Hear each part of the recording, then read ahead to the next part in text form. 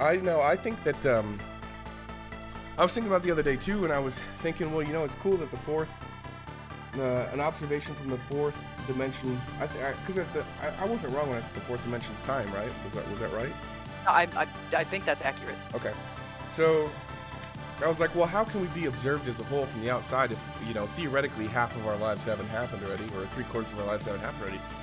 And I was like, well, you're fucking dumb, dude. It's pretty obvious. It's right in front of you. It's just observed from the time that it was created to the time that it exists in current space-time. Right, because that's all that you have the physical sensors to actually Right. be able to experience. Right. Well, and if you think about it, especially because we're talking about perspective today, that every person's life, actions, everything that they do day to day is dictated by exactly that, right?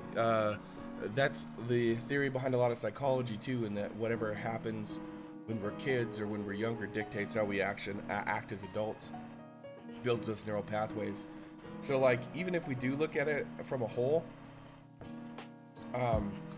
it's easily observed to, hold on, it's pretty clear that like time should be observed as a whole in specific instances, specifically in like introspection, because it adds a little bit of objectivity to it.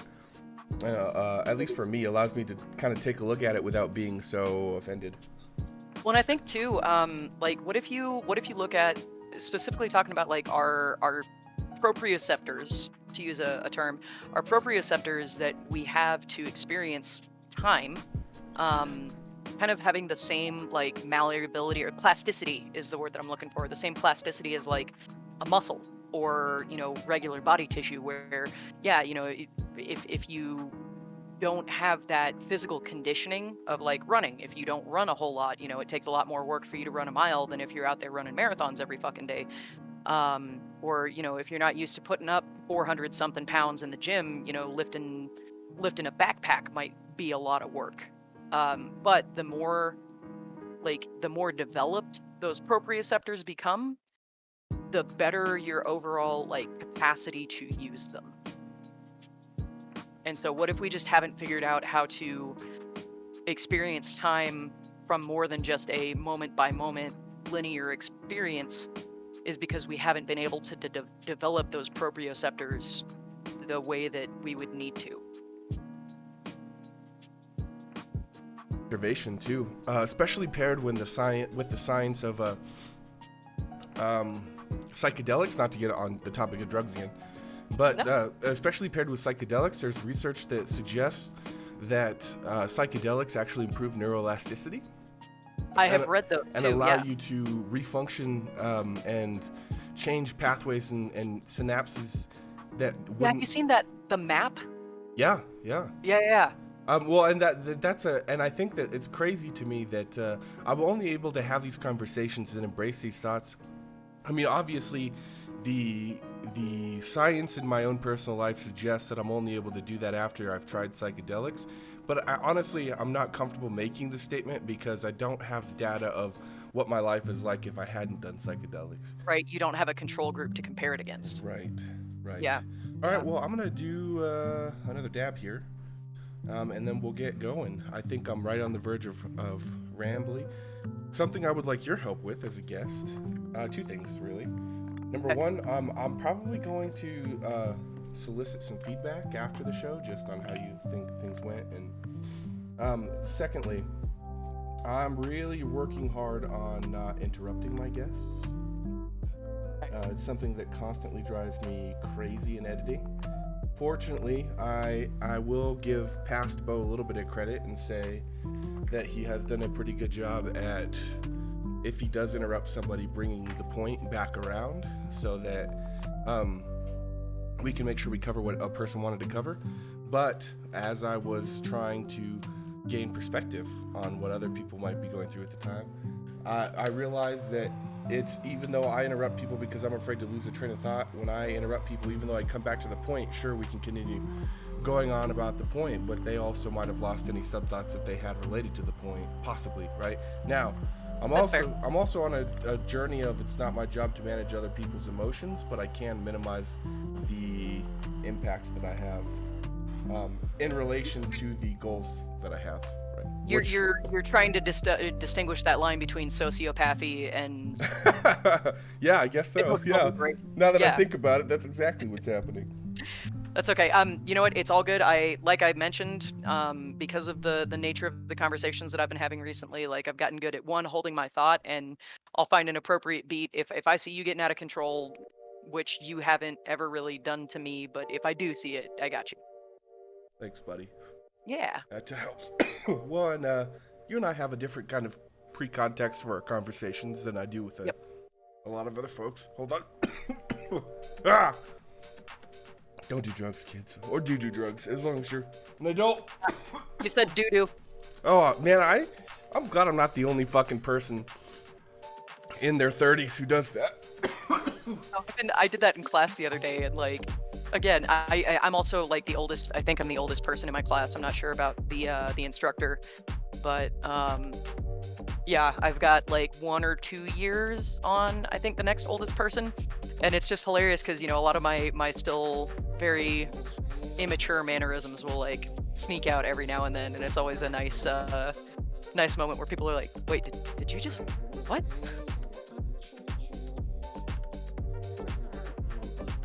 Good.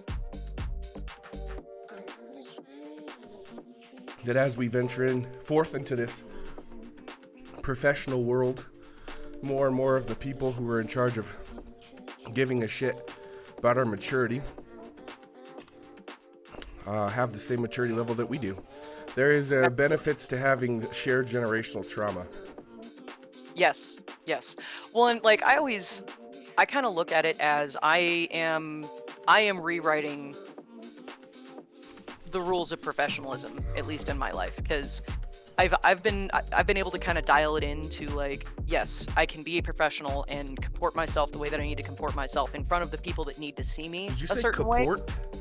Comport, COMPORT. All right, stand by. Okay. Define. Comport. I would type so much faster if I didn't have to press the backspace too many times. Do the same thing. Okay, go ahead. You can comport. Sorry to interrupt.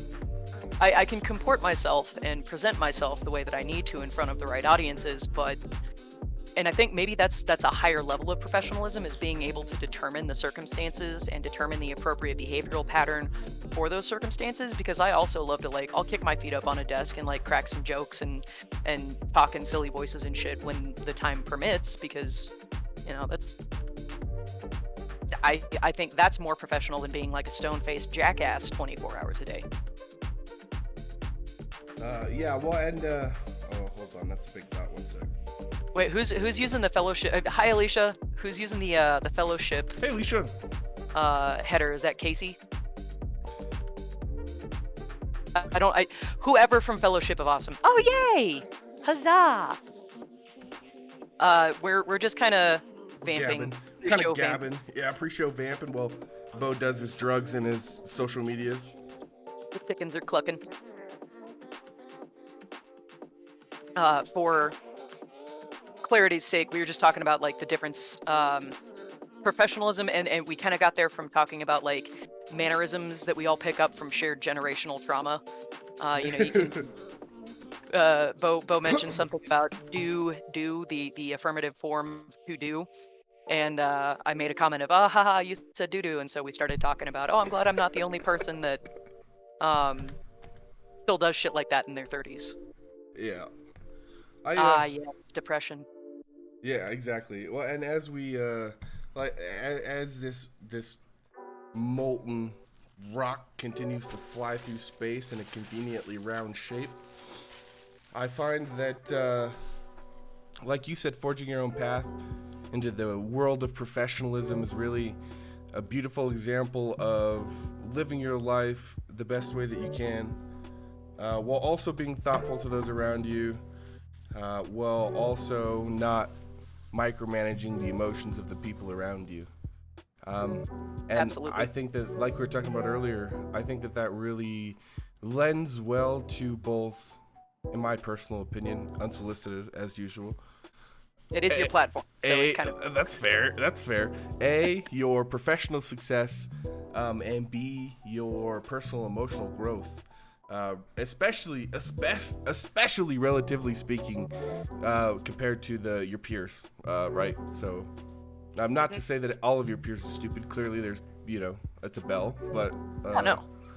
But ooh, there's different people that have different perspectives on what professionalism actually means and what it looks like. And I think it's interesting because in today's professional world, we also place a lot of emphasis on, okay, so there's so many, like, there's not really a corner on many markets anymore. So the way that you can corner the market, so to speak, is focusing on your own personal branding.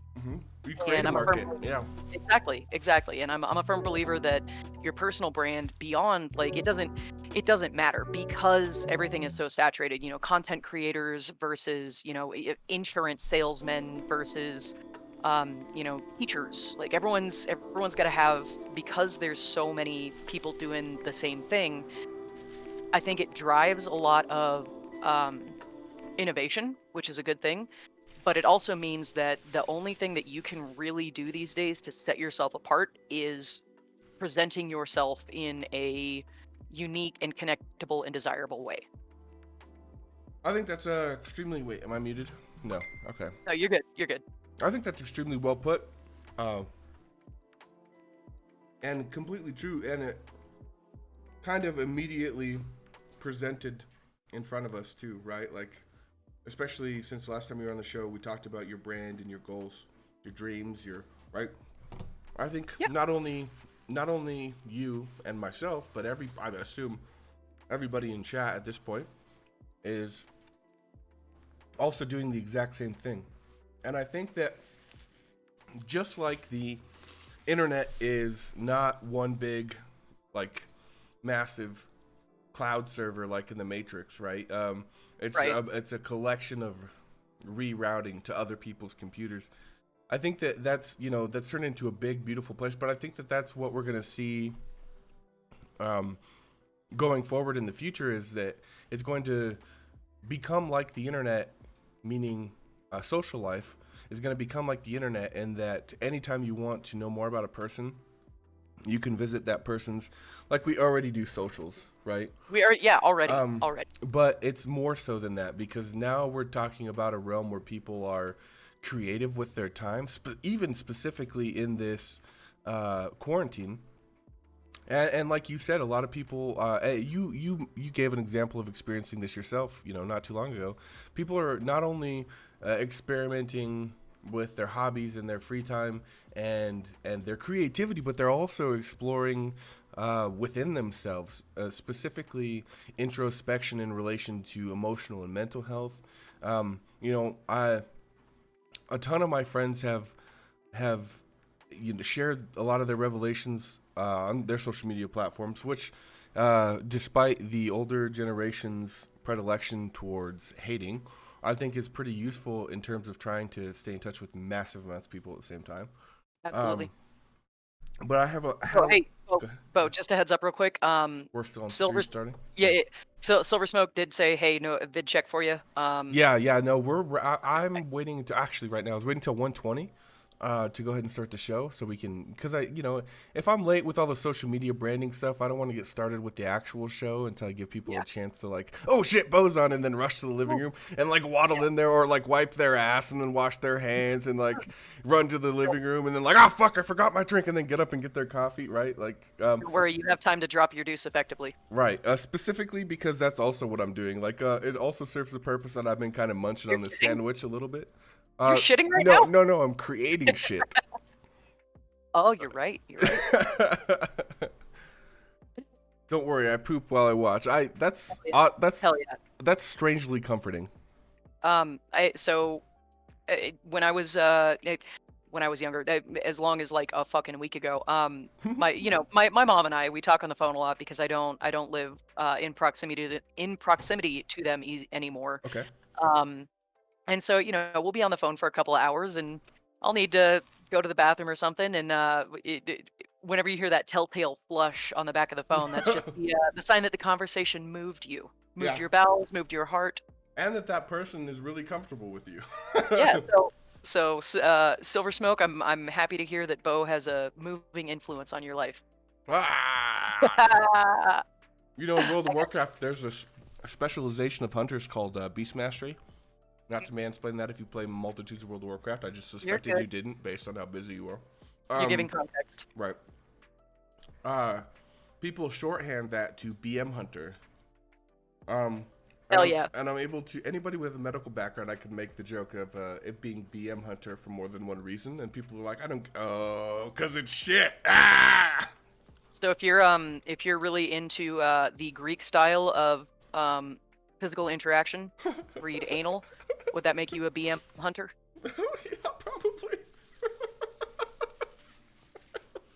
It's in my head. How Roman of you. Was it just Grace? Was Grace like the real big, like experimental, everybody fucks everybody kind of situation over Rome, or was it both? I think it was both. It's just in my time I have heard the socially acceptable shorthand for anal intercourse being called Greek. So I haven't delved into the history or the etymology of said shorthand. You know what we could do is use that as a beautiful segue to get into the show, because I want to hold you on that thought. This is going to be episode 10. I'm going to full screen capture this motherfucker. Hold up. Pow. Double digits. Double digits. Wah, wah, Bwah, bwah, bwah, wah. bwah. So, You have passed the age of innocence. no, I had my headphones playing that lo-fi in the background, and I was like, is that Alexa or is that my headphones? Because I got like a really good deep bass sound in the back of my ear. I was like, whoa, that couldn't have been a headphone. Welcome, everybody, to the 10th episode of Sunday Tea with Bowborne and the Archers. Our guest today is Bad Wolf Handmaid. You may recognize her from a previous episode. We had so much fun, we decided to do it again, and today, on a huge topic, the power of perspective. Episode 1. Exactly. If you were here in the pre-show, you got a little bit of our witty banter. If you're watching this in post, well, should have been here for the pre-show. Go up early next time. Mm-hmm.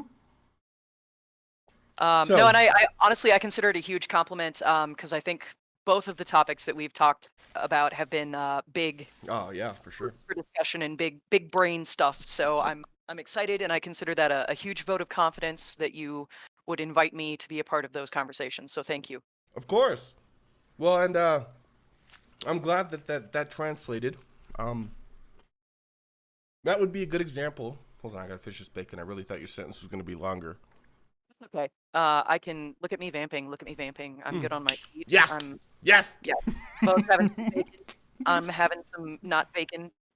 Have you seen the TikTok where the original was this very flamboyantly gay man in the gym, like, okay, time to act like big and strong and butch, and then he like walks it down the runway with weights and then drops it down at the end, and it's the funniest thing I've ever fucking seen. I'm gonna have to go and look that one up. Yeah, I gave you a lot of really vague keywords. Good luck, Godspeed. But you'll know exactly which one I'm talking about when you. Don't worry about finding specifics from very vague information is kind of my specialty. Man, I love the inside jokes where I get what nobody else does, or maybe only few people in the chat do. Circle, the select circle. So we were talking about Greeks and anal. Don't worry, that one could not escape the spider web, because it's a great segue to talk about the power of perspective, specifically in terms of, you mentioned that the more politically correct way that you've heard it said, when one is referencing the anal, and what sounds like the Mediterranean region, I had to laugh in my head for a second, because the perspective is you're trying to be thoughtful towards the people around you, while also trying to respect your boundaries in terms of not managing the people's emotions around you, like what we kind of talked about that a little bit in the pre-show. But also, I have to ask. This is the whole point of this whole ramble. If you're already talking about anal jokes, are you still worried about PC? Like, you've already crossed the line of like, should I talk about this in front of my boss or should I not talk about this in front of my boss? Which is where that bar is from. Well, not even really the same anymore, because my bosses are way fucking cool and like. Anyway, the point is that as a matter of perspective, where do you draw the line? But with the professionalism, I guess, would be a word. Because you're So, already talking about butt sex. Like, do you really have to worry about which region specific? Like, do you think that you're talking to a connoisseur of butt sex who like has? I prefer the Greek style of intercourse, if I'm being honest with you. well, and just like any proper anal intercourse, I just try to ease people in. Let them kind of come to terms with what's happening, and then we'll take off when the time is appropriate. Oh yeah, that's the well prepared and well thought out way to do that. My favorite thing is that we had a brief professional discussion before the show about how we would be mindful of Twitch's TOS, and we would like use a sliding scale if things were getting a little off remark, and automatically the first topic we Butt talk stuff. about is butt stuff, anal sex, the power of Well, perspective, anal sex. see what you did there. Anyway, um, well, yeah, Yeah. we'll just raise that bar right there. So if you're not old enough to be listening to these subjects, then leave, please. Then thank you for your interest, and come see us when you're It'll be on YouTube in this 4 years. Yeah. yeah, 18. Um, so if you'll do me a favor, my friend, Okay. I would like to comp the flavor of some of the podcasters that I respect these days. Since we're talking about perspective, Mm-hmm. let's frame, not flame, frame. We can flame our conversation too. Let's Hey, frame our conversation in a positive light. What's your bright spot today, buddy? my bright spot. Okay, so I'm not familiar with these kinds of happy voodoo podcasters you're talking about, but I would like to be. So please give me some context to what you're asking for. Just what's something a bright spot in your life? What's something that you're thankful for, or happy about, or excited about? What's something that got you out of bed today? All right, I'm gonna give you two, if that's okay. Okay, absolutely. I'm gonna give you the real cheesy one that's also honest, but like it's like the vulnerable one that you don't share because you don't want people to be like, of course you say that, right? Because it's what everybody says, and that's like these days I'm really thankful for my friends. Like that's the really honest one where people are like, okay, bullshit, you're just pandering, but like that's the truth. Um, I'm very thankful for the amount of people, who have not only volunteered for the show, such as yourself, but also who are kind of interacting with me and checking up on me and like popping by the stream and saying hi, or being a part of the crowd on Sundays or any of the weekday streams, which we've started doing again. So the cheesy but real answer is friends are the bright spot in my life these days. The joke answer would be Amazon Prime. Absolutely. Now, Both of those are fitting. sure. By the way, Go real ahead. quick, Yeah. speaking of that bright spot and friends that come by to interact with the stream, Fellowship of Awesome did us a solid. Your topic is still set to last week's topic. See, I hit update. I'm gonna go refresh now because this happened to me once and Torgoth was right, and now I get to find out if I'm right this time because it's very careful. Oh man. So Let's see if I while can you do keep it that, if you refreshing. have the brain cells, if you can multitask and tell us about Amazon Prime being your bright spot. Oh, you want me to tell you about both of them or just Amazon Prime being the bright spot? Either whatever you have spoons to delve deeper on while you're fixing our setup here. No, I didn't need to fix it. I refreshed the page and I was right and Falco was wrong, so I'm good. Feels good in my bones. Oh no, it's Fellowship of Awesome. Lol. Yep. The graphic at the bottom of the screen. Oh, now I feel even stupider. That's like a triple layer joke, right? Like, congratulations, chat. We just gave you an epic drama of Shakespearean proportions, complete with a plot, right? There was The suspense is killing me. right. There was like a fall from grace, and then a repentance as I say, I'm sorry, thank you for being right, and then being right again once I told you were wrong, and then me ended up being wrong because now the topic will be right for the rest of the show. I mean, my perspective is also that games are supposed to be fun, but That was a fun episode. that was a good one. I've been really enjoying watching this show, and it's here's a meta moment. Bam, So hit us. Thank you. I Fellowship. really enjoy getting to see a topic and be like, ooh, let me click on this because I want to hear this discussion, and getting to sometimes the perspectives that I encounter from people that I either know and respect or don't know and still respect Mm. has been really, really cool. I'm a boring old lady at this point in life. Like, Same. my favorite things are to sit around and trade stories. Like, that's that is where I get my motivation to get out of bed for the day. So Oh, but that's its it's own really kind of cool. entertainment. Like we'll come back to that. In fact, so much so that I'm writing this down. Absolutely. Oh, noteworthy. I said something noteworthy. Um, so yeah, I think this is a really cool project, and I'm really happy that you're doing this, and that we've got so many people that that get to be a part of it. And I mean, Silver Smoke, like that wasn't a false accusation. It was accurate. The context. Ooh, speaking of perspective, the context was just different. Yeah, well, and the crazy thing is I didn't even really consider, man, Silver Smoke's really going to be pissed off about that false accusation until Silver Smoke brought it up in chat, and I thought to myself, well, shit, man, that's this is a good example of kind of what you're talking about too, almost immediately, which is one of the things I love, kind of about what's going on here, in that people are contributing. So it's not just a me project thing, and this comes back to the spark in the life thing, which we can also digress a little bit farther down the spider web too, in that um, I'm able to express myself creatively, and then I can get the help, support, and feedback from my peers, friends, and family.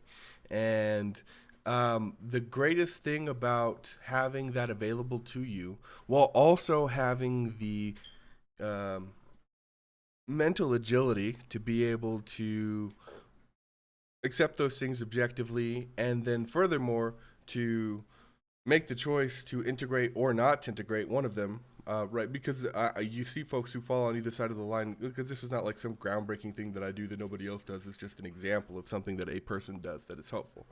The you see a lot of folks who take everybody's criticism and then like implement it, or a lot of folks who say "fuck you, this is who I am, I don't need your input," or right, or it's a whole ass sliding scale between that and its opposite. So the really cool thing is that I've had the opportunity for my friends and family to jump in here and offer those things for me, and in a lot of cases, such as Fellowship of Awesomes and Silver Smokes here, in this specific instance, it makes a difference in the trajectory of the content, but also like when I'm sitting in bed thinking about the day and how things went, and like how I'm going to integrate feedback, et cetera, et cetera, et cetera. Now, to come back to what Silver Smoke said, the false accusation was just because I was thinking about the last time that you had offered a little bit of help in the stream, and I was like already riding the high from hell yeah, I was right. Now, this is a little bit of context, and this is going to be helpful for a lot of you who are about to jump on Twitch or just create content in general. There is its own kind of satisfaction to have somebody pop in chat and say, hey, you fucked something up. And then for you to not have fucked something up and it to be on chat, like it's not detrimental. It's not like one of those things that breaks people and they sit in the bathtub and cry about, but it's like a fun, micro interaction that a streamer has with their audience that like builds rapport and relationships, and like it's a really good opportunity for streamers to demonstrate to their crowd and for their crowd to demonstrate to the streamer exactly what kind of relationship they have and want. And in this case specifically, to reference this example, the kind of relationship that I have and want with my community and myself, not just in the stream but in my life in general, which is a very convenient way to live, I might say, the is to hold yourself accountable for your mistakes and apologize authentically, which means recognize what you did, apologize for it, and what you're going to do to avoid it again, right? Like, and that's what I tried to do when Fellowship of Awesome put me in the dirt there. Now I have to figure out how I can do that for Silver Smoke while also respecting my personal boundaries, which are I didn't even think about that, and you don't know what you don't know, right? So, but that like let that be a very long-winded vaulting example into what perspective is and what it feels like to actually like look at it immediately, right?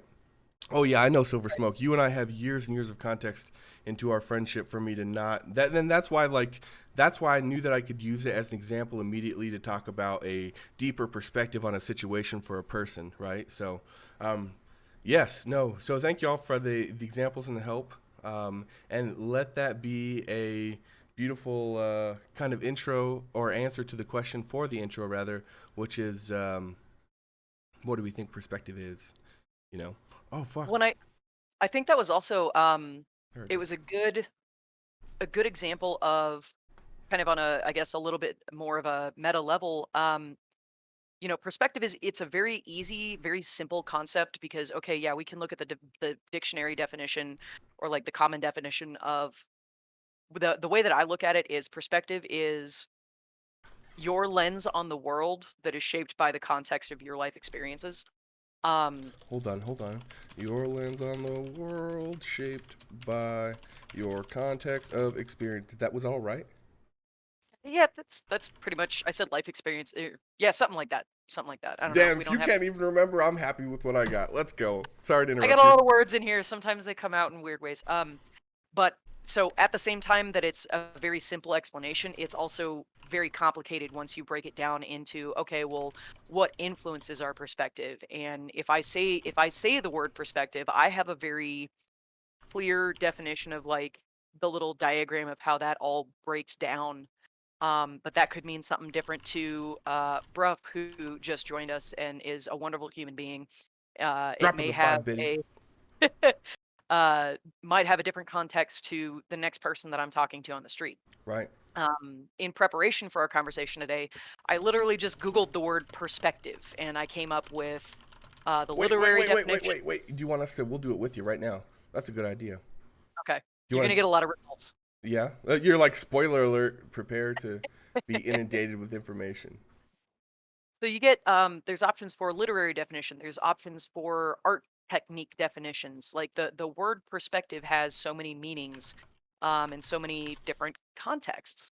And obviously, for the purpose of this conversation, it was my assumption that we're talking about our perspective from like an emotional and mental standpoint, interacting with the word or world and the people around us. Sure, sure. Well, and we have deeper implications specifically as it Mhm. relates to reality, which is going to be kind of towards the end of the show.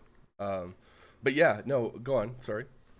Well, yeah, I think that's interesting because one of the phrases in my line of work that I get tossed around most frequently is perception is reality. Mm. And I know that there's a difference between perception and perspective, but Um, I, your perception of something is basically the effect of your perspective on the raw information that you're processing. Um, but I hear all the time that, oh, well, perception is reality, therefore perspective is reality. And I think that it's in some ways true, but I think that that's also a very like it's a limiting thing it's to very say. It's a linear. limiting way to look at things. Okay. Well, and I think I think that you're onto something here. Specifically, and we're gonna put a pin in it because we're getting really close to like Yep. one of those earth-shattering I don't want to things. get to your end game too soon. That's all right. We need to build up there, right? So we can arrive there as a group and shared experience, which sounds like an orgy, actually. So to skirt off the subject, the um,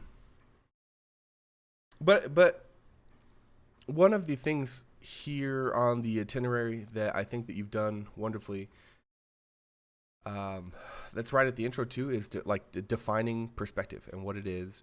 And you've already hit on some really good points in I terms really, of what it's related to and kind of some ways that we could not only implement it but also recognize it and even strive for it if it's not something that we have at the time. So what was there like an earth shattering moment in your life where you're like, holy shit, perspective is it gave a whole new depth. Was there like a moment where you're like, holy shit, this is what it feels like to do blank? And then you're like, what does it feel like to do blank? What does it feel like to do blank? Let me hyperfixate on this for the next X amount of years. Like, did you ever have a holy shit perspective moment? so I've had a couple of really big and honestly continuing holy shit perspective moments. Okay.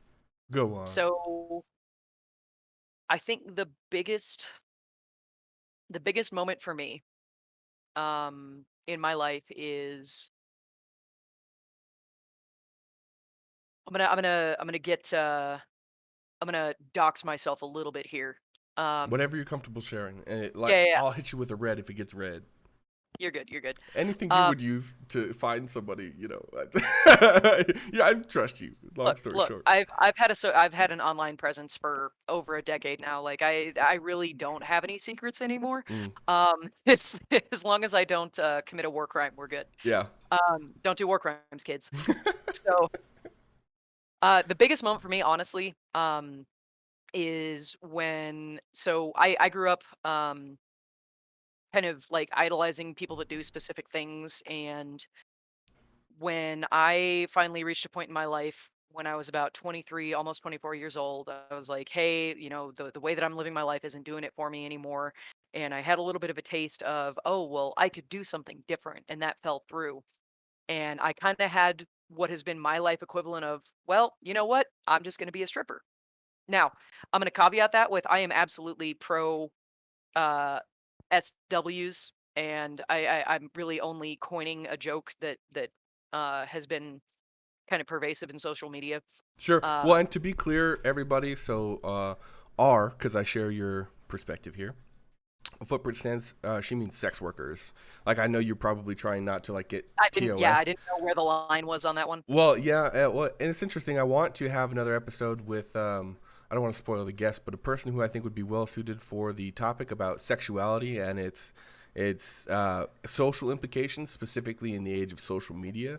Um, but I think that in terms of educational, which I think it's very important that we use direct terms so that folks know what we're talking about, especially because there might be folks out there who are looking who are impressionable or looking for guidance or I'm not trying to like say, oh my God, this is what this will be used for, but I'm saying like if that is, if I were stumbling across something as the internet as a teenager, which I'm sure you also remember doing, it would be cool if somebody's like, what does that mean? Then I have to take another tab to Google SW and then get all sorts of weird results and then Yeah, maybe get, save someone some heartache or and some get embarrassed at unexpected. school or something. Right. Well, and if, like Oh I no, said earlier, if Twitch bans me for making sure that our support and areas of interest and mindfulness, I guess, are located, then I'll stream on YouTube. respect. So for me, the big moment, the first, I guess, big moment, because I've had more meaningful ones subsequently, but the first big moment for me was I got to the point where I basically made the life equivalency of that decision. Like, you know what, I'm gonna go do something that might be controversial, but might end up setting me up for a little bit of success further on in life. I see. Okay. Um, and the entirety of the time that I was kind of in my probationary status of solidifying myself in the career field that I'm in these days, Okay. um, I expected to fail. Every single day I woke up and I was like, well, maybe today's going to be the day. Oh, I see. Where like this Maybe just this is all going to be falls the next apart. task. Where I see. Yep. I see.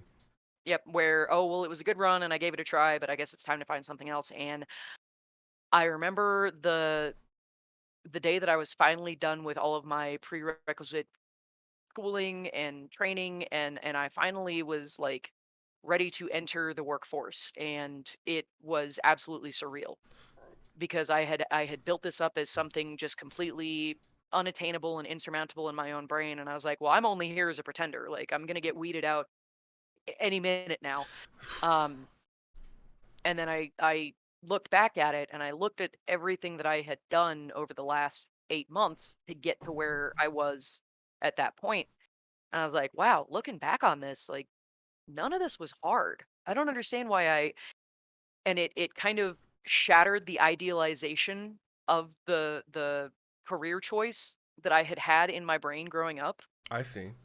Because looking back on myself as a younger person, I had a lot of like hero worship and a lot of idealization. Be like, oh wow, that would be so cool if I could be able to do that someday. But I Oh, could never. Like these guys are on a whole nother level. And I finally got to that point where I was like, I have no further excuses or obstacles. Like I guess I'm actually in this.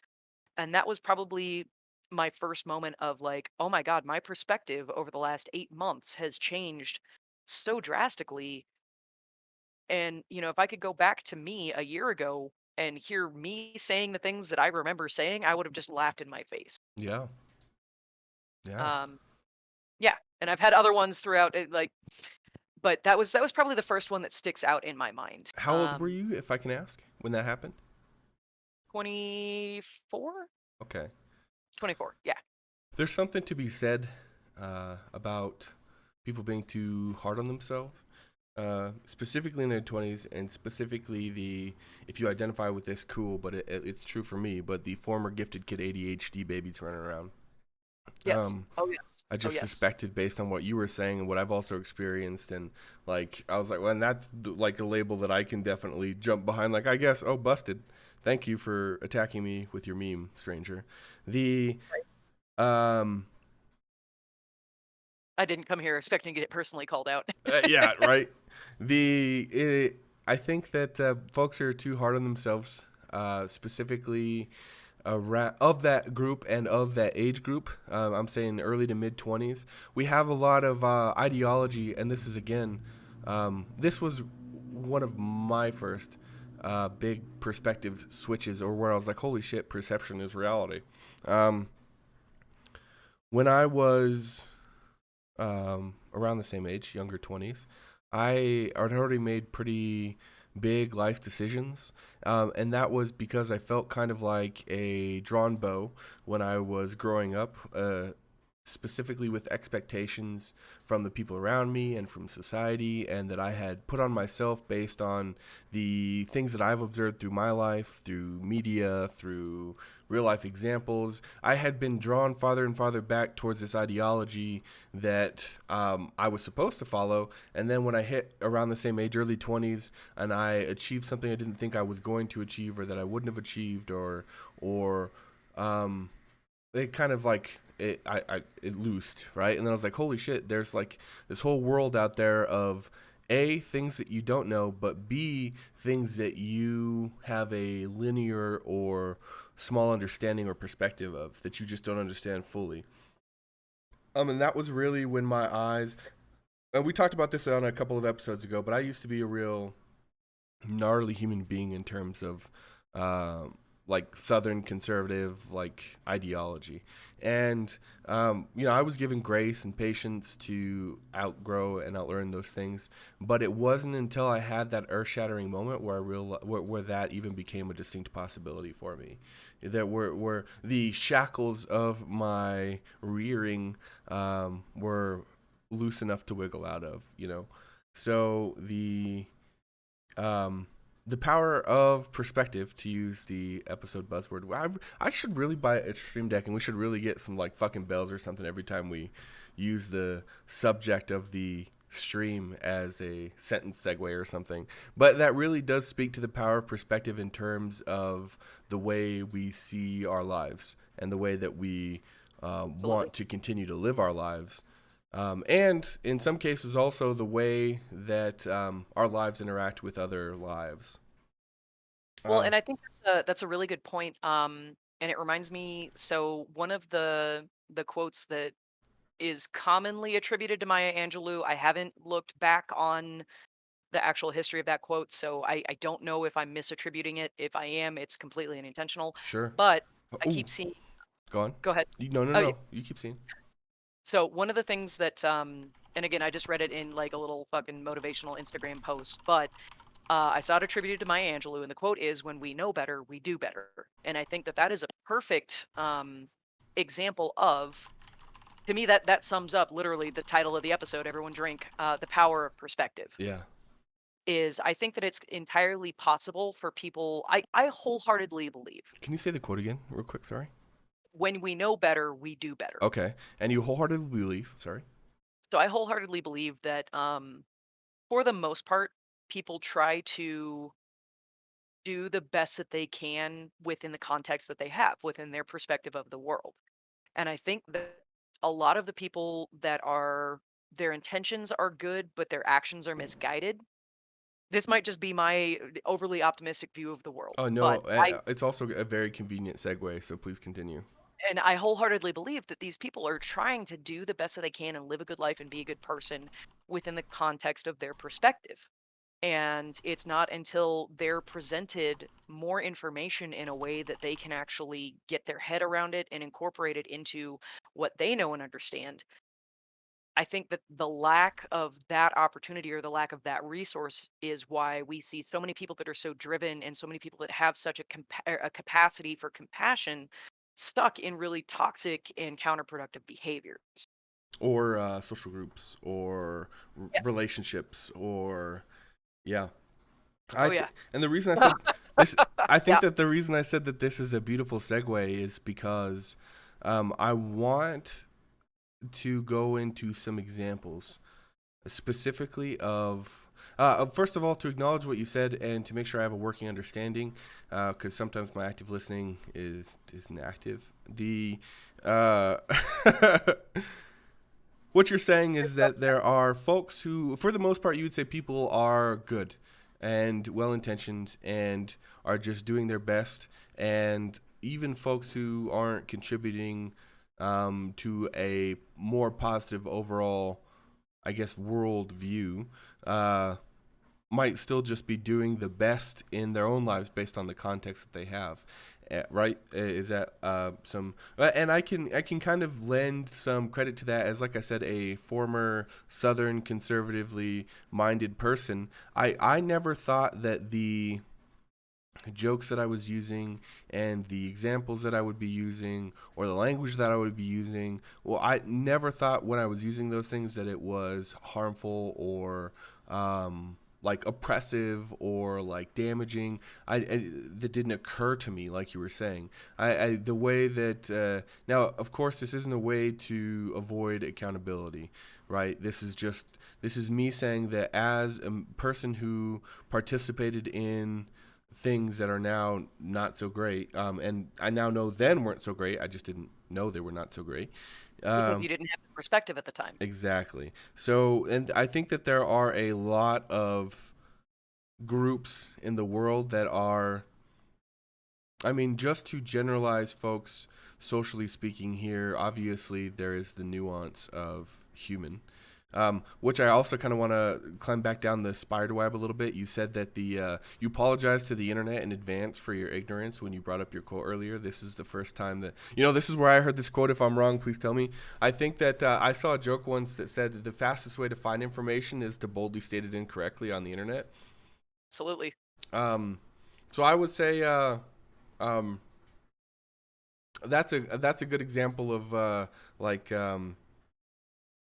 giving people context, right? Of giving people perspective to where you're at. Like, this is where I learned this. Don't fucking flame me, bro. Um, Or really just opening up that dialogue of, please, if you have better information, like give it to me, putting god out damn it. that notification that like I'm open to it. I'm Solicit. not gonna, yeah. Yeah, that's a good way to word it. So yeah, so I think that not only just myself as, like I said, providing an example of a person who was doing their best, and I also grew up with, like you mentioned earlier, a bit of a, and I guess to shorthand a large part of what you said, hero complex, and still kind of have, thanks Disney, the God, they right. Disney brain. The I think that the a lot goes into thinking about the perspective of, again, to put it broadly, these groups. Um, we mentioned examples of Southern conservative folks, but there's a whole ass other there are whole ass other groups that you can apply this to, in terms of, like, a big one for me is romantic partners, right? What was it Yes. like to be my romantic partner, and what was their perspective of this relationship? Or like, think about nurses in COVID, specifically in an information denial world, or a country, I should say, that people are out there dying. They're watching their friends die. They're not seeing their family for fear of like killing their fucking family, right? Like, Right. there's not a lot of thought put in, or sure there might be, but clearly not enough. There's the perspective of folks who are in the military, especially in a country who's growing more and more adversive and kind of like straight up, what's the word, confrontational towards the institutions of government that are used to implement the will of the government. And like police would be another good example.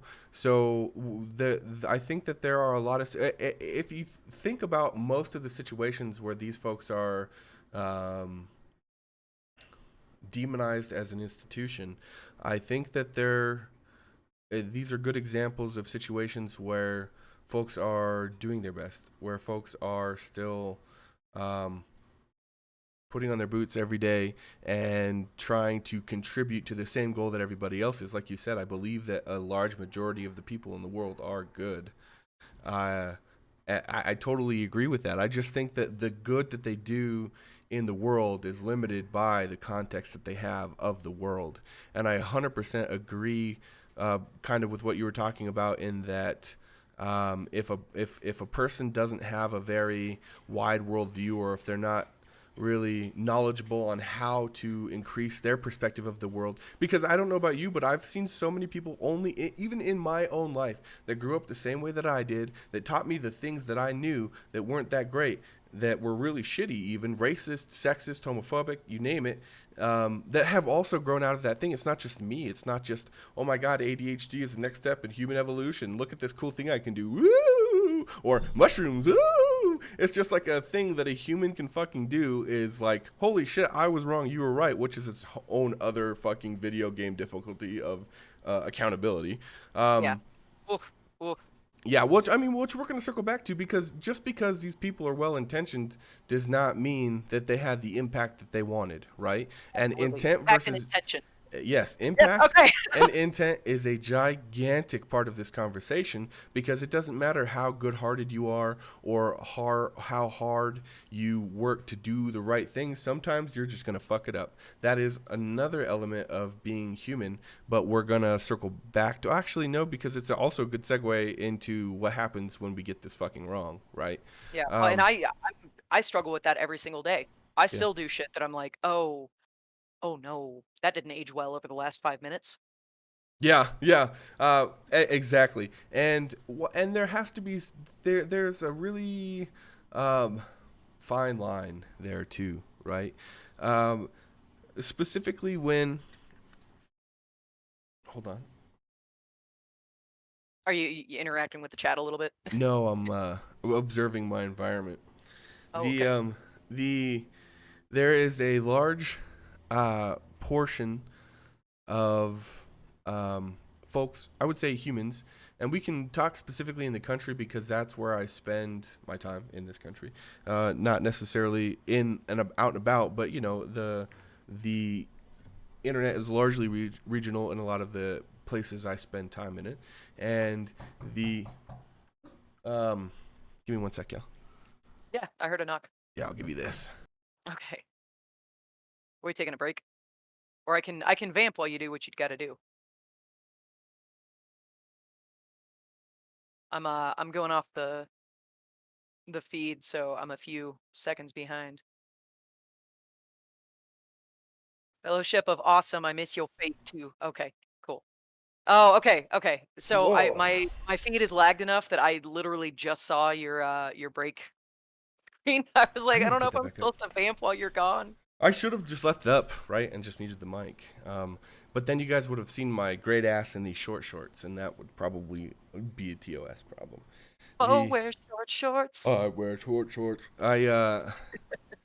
Um, so we're talking about we kind of got on a tangent because we're trying to release, and by we I just reading your facial expression, so correct me if I'm wrong.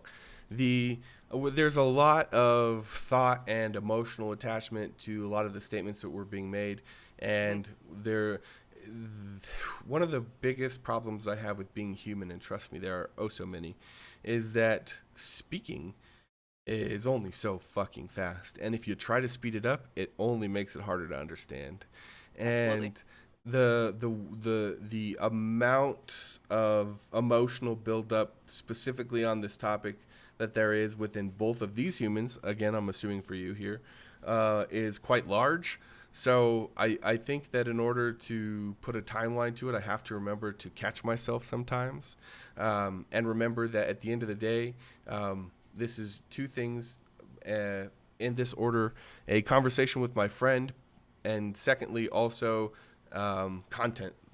Content that I want to review later too. One of the most helpful things about the show so far has been it's really helpful for me, as a matter of perspective, to go back and review the shows, not just when I'm editing them, but just to sit down and watch one, because it helps me improve not only the content but myself. Like we talked about at the beginning of the show, I really want to work on stopping interrupting people, which is a broader life implication. And that comes back down to what we talked about earlier in terms of speech being a limitation, and Mhm. also me being a little bit forgetful, not wanting to lose things. But Right. but it doesn't. But it's impactful and it's interruptive, and it's not. It's a symbiotic thing if I stop doing it, because A, I stop disrespecting the person I'm talking to, but B, also I gain more knowledge for myself. So it's also beneficial for me.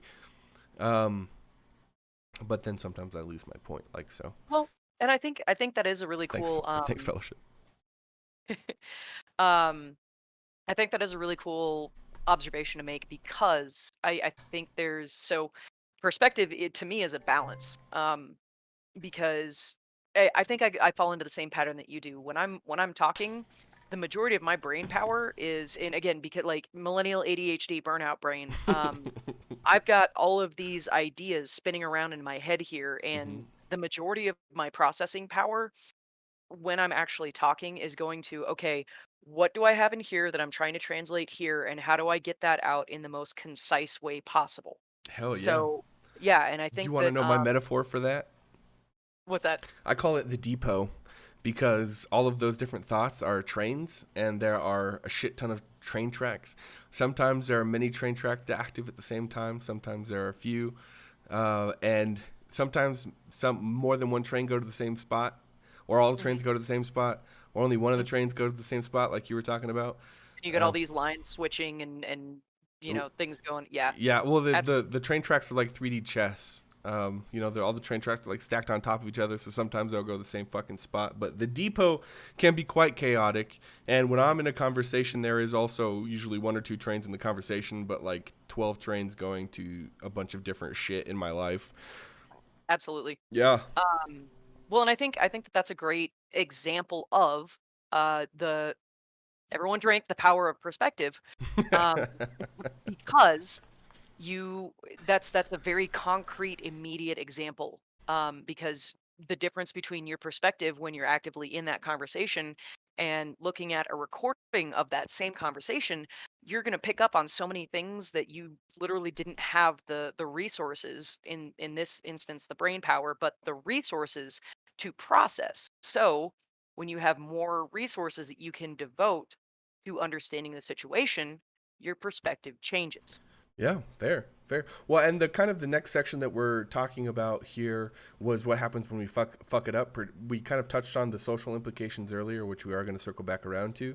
But in terms of the personal implications, when reviewing content, like you were talking about, it also does have negative implications in terms of fucking up perspective. Because sure, it is all well and great that I get the perspective of learning and improving and doing better, but there is also a insidious monster that lies within that perspective, which is highlighting the things that you were doing wrong, or some sort of false accountability that a person, myself in this case specifically, puts on themselves to have done better in the situation, or anxiety with how they might have, even though it's not your job to manage another person's emotions, made another person feel during an interaction with them.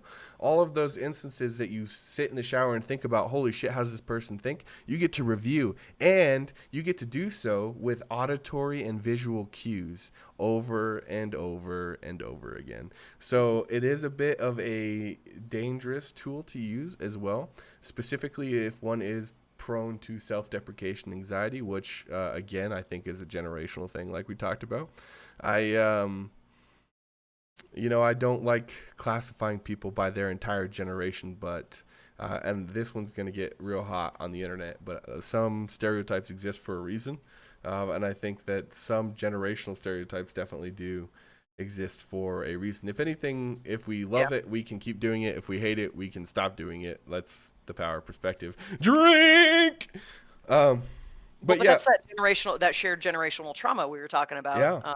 Well, what we've Yeah, seen, like countless terrorist attacks, two global economic crises that are unprecedented. We've seen a fucking. I'm not even going to go through the whole ass list of reasons why we all like it. Did you? I'm Okay, tired of living through historical events, my guy. I am tired of living through exactly, fucking historical exactly. events. Here is one question that will really summarize all of this. Okay, did you think, or do you think that you will live past the age of 45? Or Yes, or and that's terrifying. or even deeper, can you imagine what life after 45 is going to be like right now? I don't want to. No, I don't. I don't have the spoons to go down that fucking thought experiment today. Yeah. Yeah. Oh my God. Fellowship of Awesome said we should definitely make a drinking game for Sun. Okay. Absolutely. Okay. Absolutely. I'm going to throw out some blanket rules here to avoid alcohol poisoning. You cannot take a shot every time I say right. You Me can, neither. Me neither. Especially when I'm on the fucking episode. right. Ah! You cannot, you can't take a shot every time I smoke weed. That's just, it's overdone. It's lazy. Do you want to die? You want to die. Oh, but we just talked about shared generational trauma and how none of us thought we would imagine life after 45 or live that long. And then you threaten people with death. You know, if anything, threatening people with death is threatening them with the reward of sweet, sweet rest. Jokes on you. I relish the sweet release of Right, death. right. Exactly. But to digress a little bit, but drinking games. Yeah, well, I love drinking games. You know what? There is, and this is all I'll say about it, but it would be helpful for you content creators in chat. There is a bingo card maker on the internet. Just Google it; you'll figure it out. You're all intelligent human beings, but you can just put in a bunch of options. I don't remember what the bingo number is because math is hard. And hold on, now I can't stop thinking about it. Is it 25 squares? 25 squares. Yeah. Yes, I love it when I can do math in the span of a sentence. And I can work with single digit numbers. This is fine. Well, for me, it was visualizing how many letters were in the word bingo, so I knew what the top row was, and then remembering how many letters it was. It's like, did they stop at I? What number did they stop at? And then sometimes I slow down my fucking sentence so that I can do the math by the time I finish the sentence. More left. That if you, it's what's the opposite of left? Two more lefts. Yeah. Lefter. Lefter. That's right. Oh, I like lefter. 2 wrongs don't make a right, but 3 lefts do. Two wrongs don't make a 3 lefts. What? We should try and go a whole day without saying the word right. No. You can't. Yeah, you can. You can use correct, or anytime you need to use the direction, you can say over there or 3 lefts. But like, what the fuck do you mean 3 lefts? Just envision it in your head. 3 lefts. But go 1 block up so you get to the street that you intended. 2 lefts make. Wait, hang on. What? 2 wrongs don't make a right, but 2 lefts make a letter? Lefter.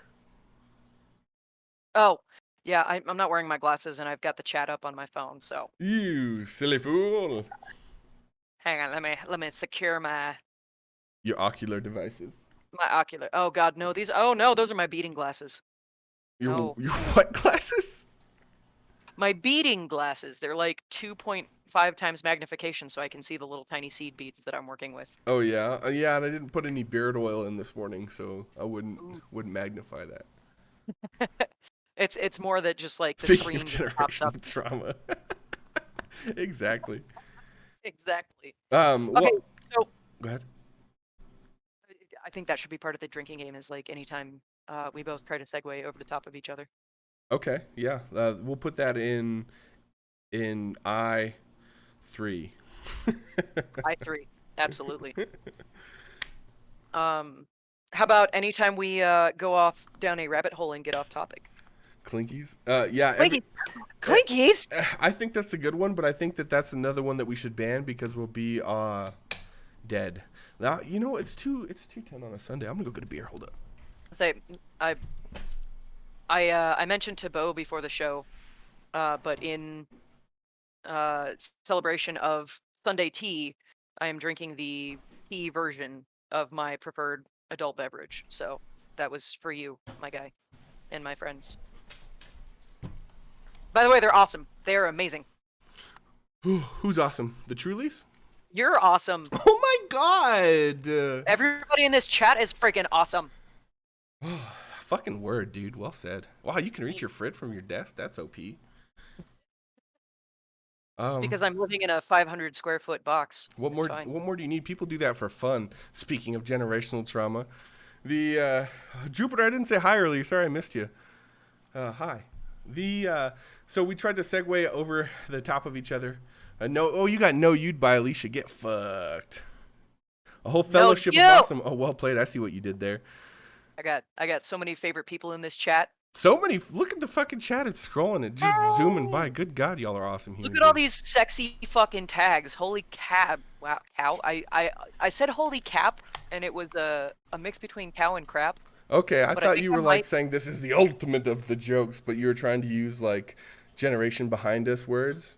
Oh, I might make holy cap part of my vernacular. I feel like that would work. it does. Make holy cap a thing. It does suit yours and I's eternal struggle to stay relevant.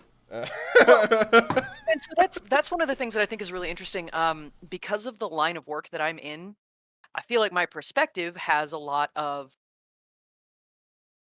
a more like variation in influences or a greater variety of influences Oh, because for sure. I didn't even a think lot about of that. people that I work with on a daily basis, like I have boomers that I work with, I have fellow millennials, I have zennials, I have zoomers, I have, straight up Gen Z. Like that's one of the things that I really appreciate as taxing as what I do gets sometimes and as tedious as it is.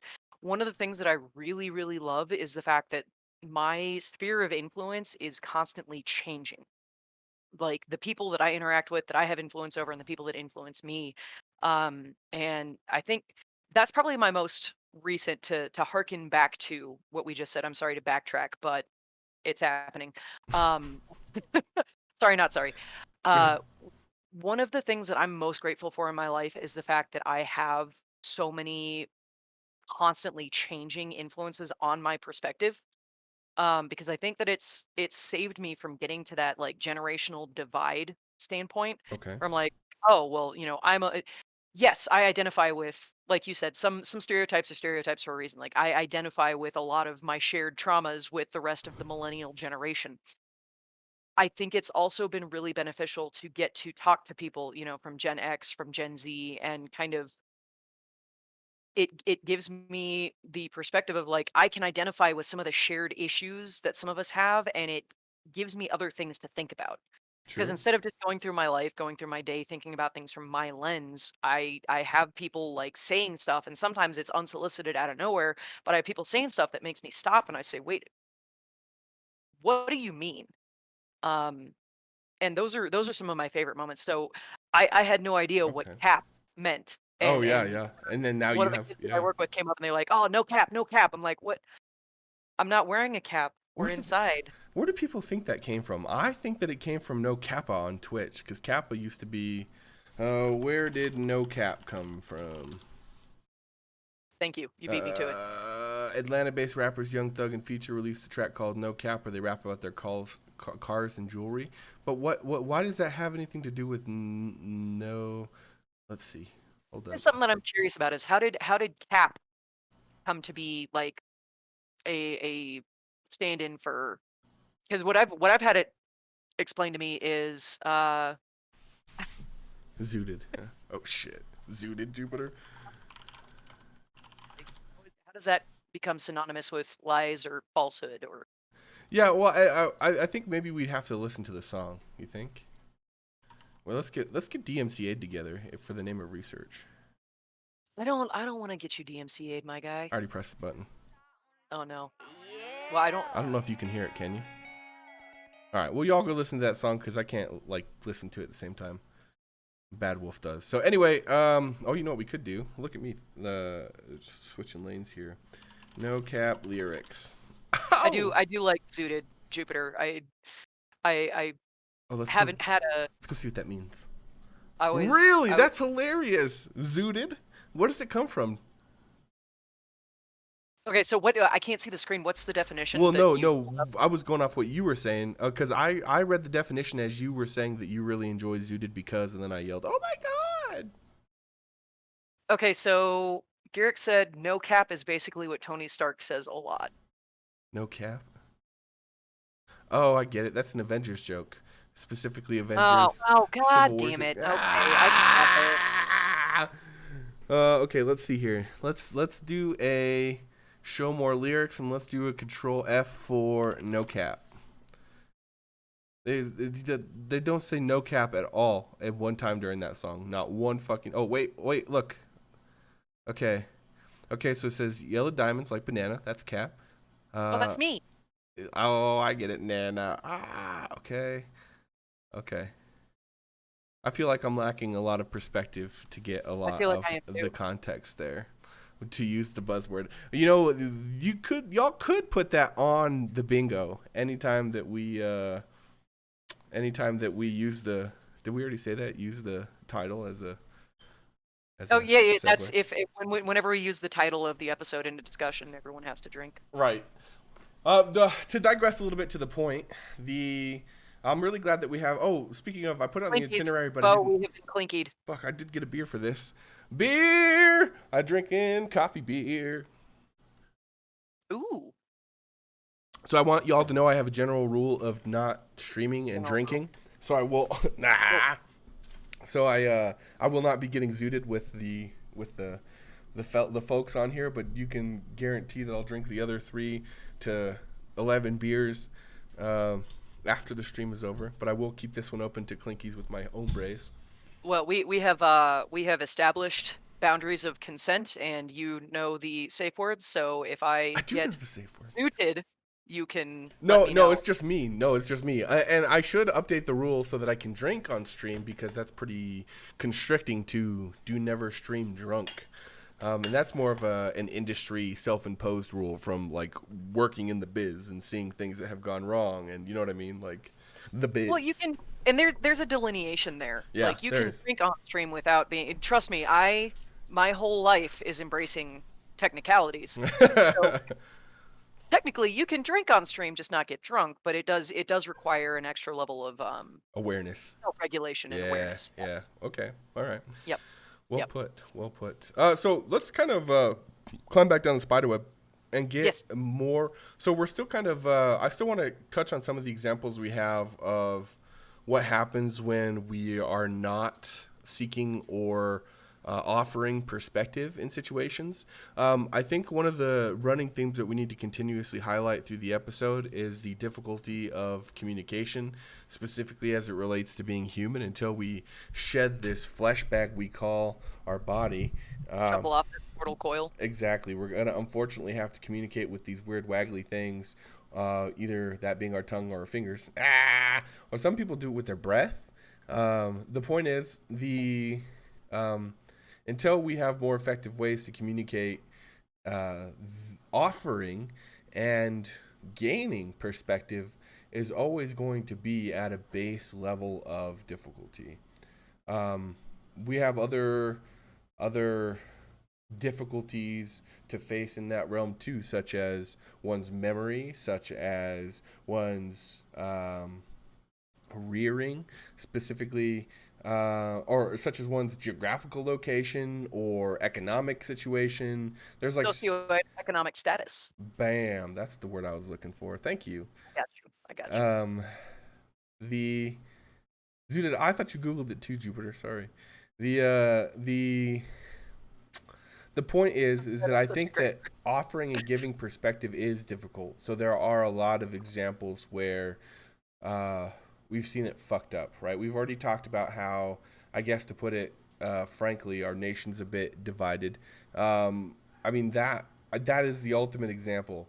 Not I went back and forth on a long time about not talking about popular subjects, but then I felt like that was a bit cowardly, especially if that's what I'm thinking about at the time. Like it felt inauthentic. And like I said before, the like we said many times before, really, that if we get banned for expressing ourselves while we're still being respectful and I mean, for the most part, following Twitch guidelines, we'll go find somewhere else to do it. Even, like I have the technology, tools, and knowledge required to just embed a video recording to the internet. Like we don't need platforms. It just makes it more convenient because then I don't have to figure out all the other shit like sending people notifications, et cetera, right? Right. Like the point is that when it comes to things that we've done wrong and perspective, those two things, as a conversation point, we do need to talk about kind of where the United States is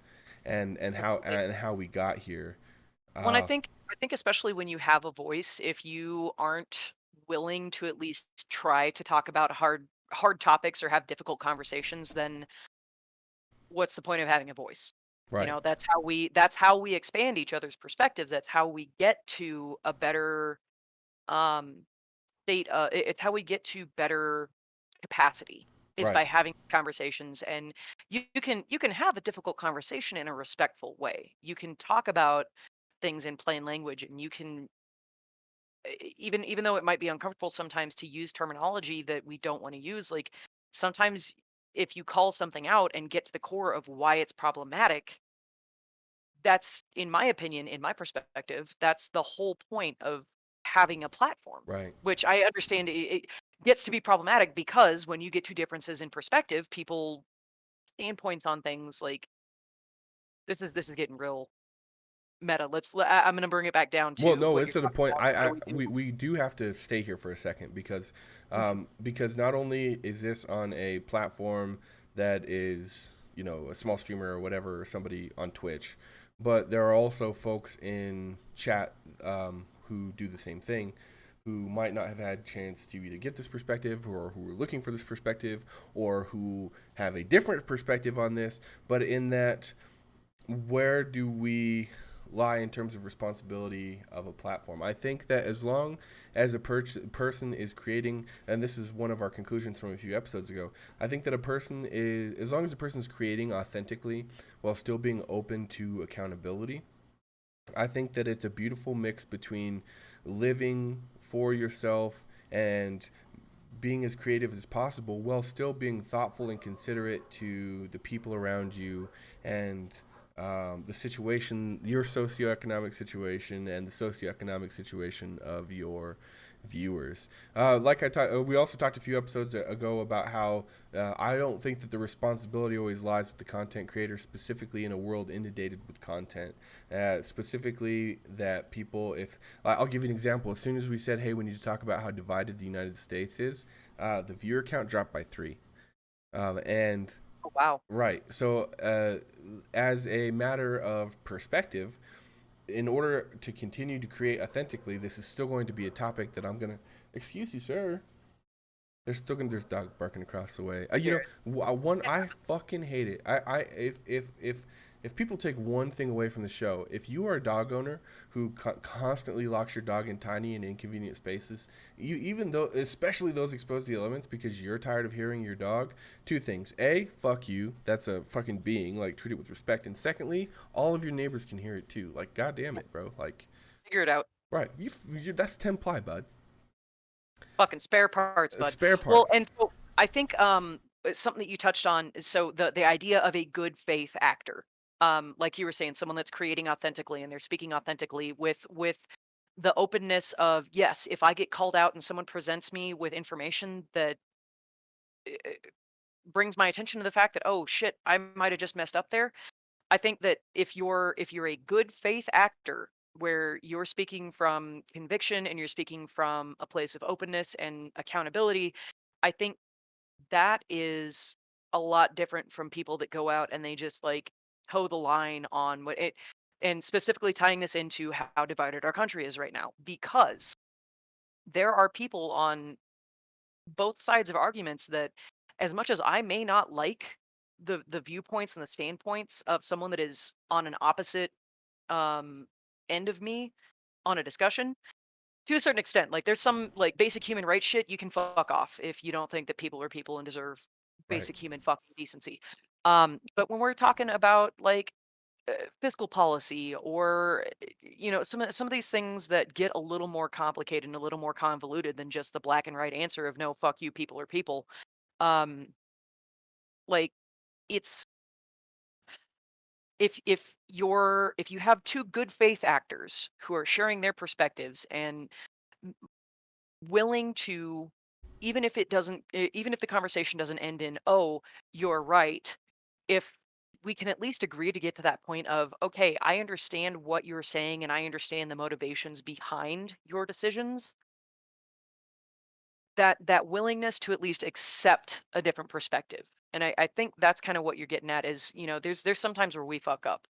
I kind of went through similar stuff that you did when I was younger. I had a lot of really strong convictions about a lot of things, and um, the more I learn about the world around me, the more I interact with other people around me, the greater my sphere of perspective gets, and the more I actually grow to enjoy these moments where I'll come to a conversation with very strong beliefs and convictions about something, and I'll listen to someone else that's having that conversation in that good faith capacity, and we're exchanging ideas and just explaining our understanding of things.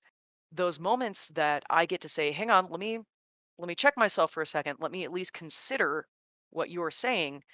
I learn more from those moments, and I feel like I grow as a person more in those moments than I have, um, sitting in a classroom listening to a teacher lecture me about Sure, something. sure. When they say that mistakes are the greatest teacher, or Mhm. experience is the greatest teacher, but that's what that means.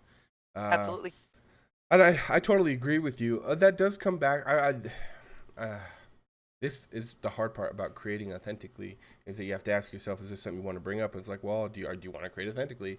And that when it comes to the part where we said, of course, there are some basic things where, people are people. If you don't agree, fuck off. I agree that people should have the right to feel that way, right? Especially because we're not in charge of um, the people's emotions around us. But I do want to say two things about it. A, there are people in the world who do have the capacity to provide empathy, understanding, and education to those folks because they are fucking human too. And secondly, I was one of those humans.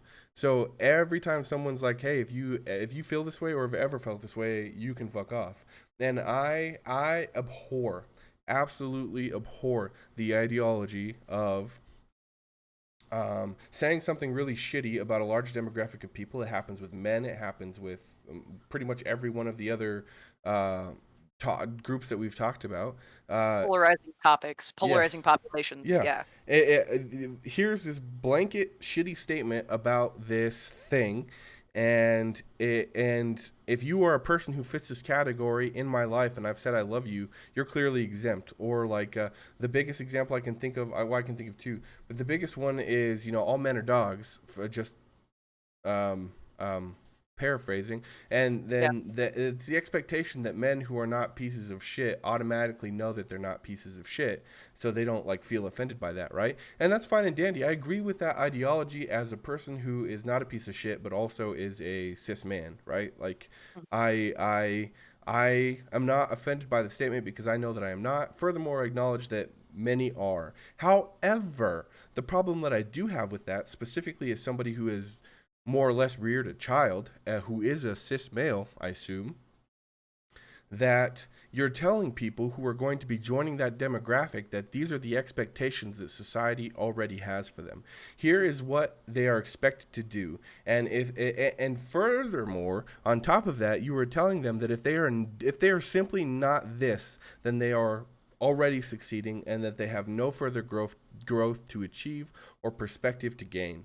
You're basically telling the generation that if you fall into this demographic, you fucking suck, which sucks because that demographic doesn't all suck like we talked about. It's assumed that that demographic already knows growing up, and there is the conversation to be had about then it's the responsibility of the people who feel that way, in my case, who feel that I'm not a piece of shit as a man, so I can be a man and not a piece of shit. That it's people like my's job to tell that to the people who are growing up. Hey, you can be a man and not a piece of shit. But we literally just said that each person creates their own boundaries in terms of what they want to share with the world or how they want to offer perspective or accountability, et cetera, et cetera, et cetera. Right? So you're basically saying, Absolutely. hey, respect my autonomy, but also taking away somebody else's autonomy. I think it's dangerous.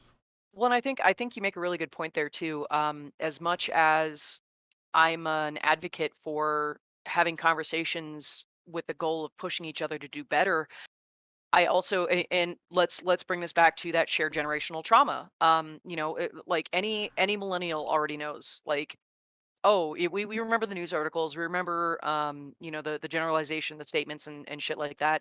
And hilariously enough, like we're still like people have just automatically taken, well, millennials do this, Mm-hmm. and they're starting to describe a lot of the issues that they take with Gen Z, but they're still using the word millennials. You're right. Um, but one of the things that you touched on that really like resonated with me was I think yes, it's valuable to have these conversations and call out these issues that we have within polarizing populations. At the same time, just like you said, if you put that expectation forward that, oh, all men are dogs, oh, all women are uppity, oh, all you know, fill in X, Y, or Z. Um, you're you're setting that, like you said, that expectation. And even if you have the percentage of that population that hears this conversation and says, okay, well, I want to do better, by setting that expectation, you're almost limiting their power to change the narrative. Right. You're limiting that individual's power to be an exemplary, Mm-hmm. uh, better version of that. Right. Right. In And your effort to yeah, be helpful, you are in fact detrimental. you're And cutting off the conversation. right. Like I think there's no conversation to be had there. right. Right. Well, and this is a really good topic to kind of bring it up, but it also applies to so many other I guess facets of social life, specifically in the United States. We can touch on any of the other what happens when we fuck it up topics in terms of religious folks or conservative folks or like military or police or you know what I mean. I think that I think, and I talked about it. I was actually editing this earlier this week, but I talked about it a little bit on the episode about physicality in gaming with Romelia, about how does a person have a certain amount of obligations, too strong of a word, but it kind of hints at what I'm talking about, like watered down obligation to call somebody out when they see problematic behavior. And we concluded that if a person shares one or more privileges with the person who is offending, that there is a bit of a higher responsibility. But I added the caveat, if you're going to assume the responsibility to call out a behavior, you're also assuming the responsibility to provide the education and context for that, why that behavior is wrong. I think Because that's a very ethical way right. to look at that. Yeah. And we talked about how the folks, some people don't have the capacity to share that perspective with the other person. Some people only have the capacity to call out the other person.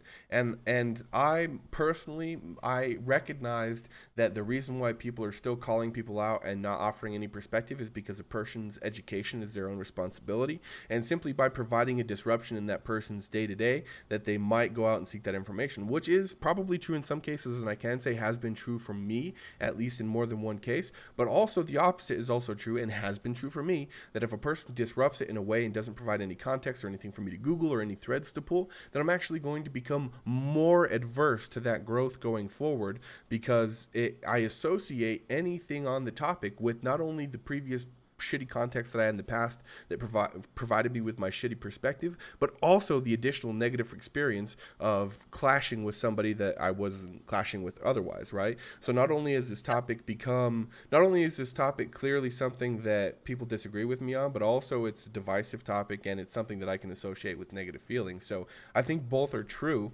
That's why I personally hold the belief that anytime I'm going to call somebody out, that I'm going to also provide context and example of why that thing is shitty. Now, it's unfair for me to hold that expectation for the people around me, especially because expectation breeds disappointment, and your expectations are not fair for somebody who's not you. Absolutely. But go ahead.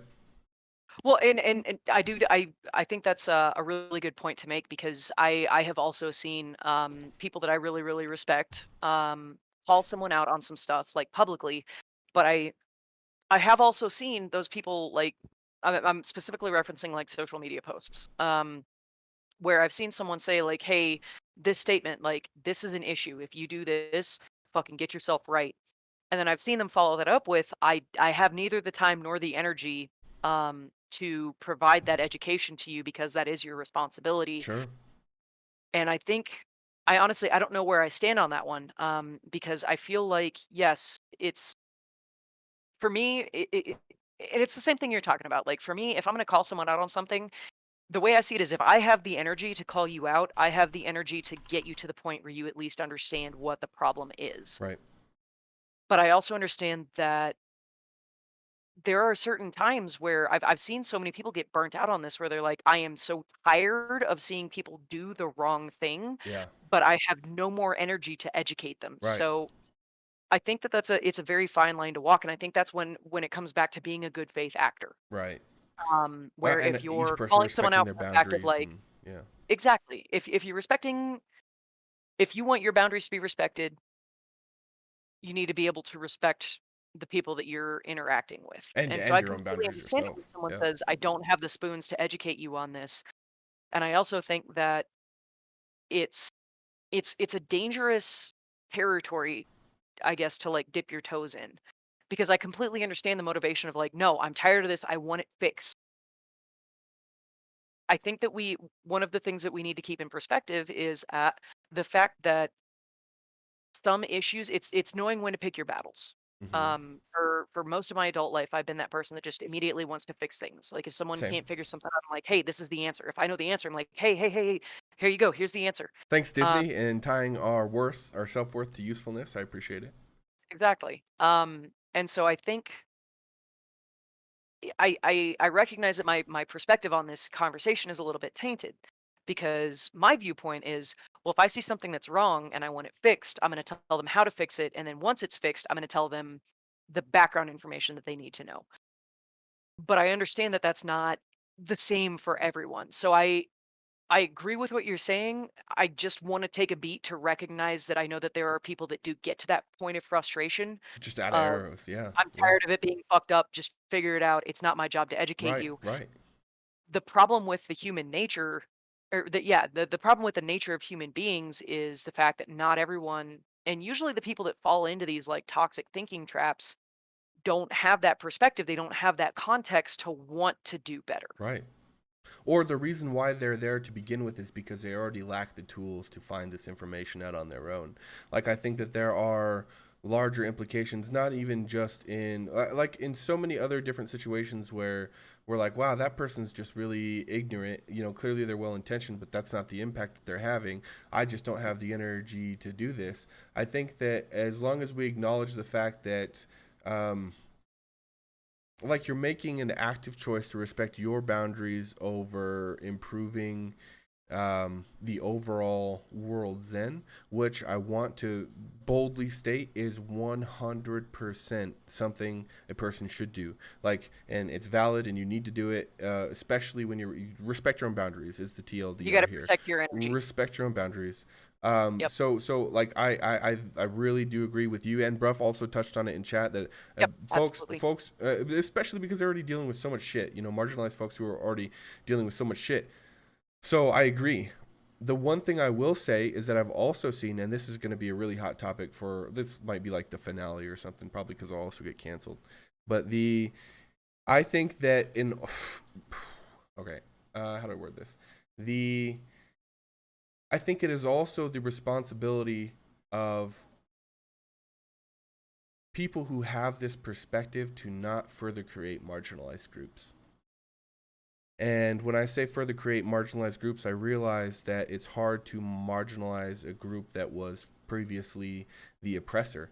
But a equality is not switching sides, right? To where one person is now the oppressor, the other person is now the oppressed. Now now don't get me wrong, in terms of perspective, that will provide the perspective of everybody having the same fucking like idea of what it's like in life. Like everybody will be at the same, that they There's will be context. equal in terms of how they understand the world. But Yeah. that we come into a six left turns don't make a right. I mean a left. Fuck, you know what I mean, right? Like two rights don't make a wrong. Right. Two Six wrongs left don't make a turns right. don't make a wrong. The Exactly. Nailed it. two lefters don't make a wrong. The point is that and I don't think that we're at that point. But I do see that we could, like specifically if we maintain some of the courses that we have, socially speaking, could head that way. You know, I'll give you an example. Did you know that there is a dating app that anybody can join this dating app unless you are a cis male? Interesting. Right. So so you're actually kind of you just quantified a thought that was kind of creeping up in the back of my head because I'm thinking about and Ruff makes a really good point and balancing that against the point that you made and balancing that against like the perspective I'm coming from. So I think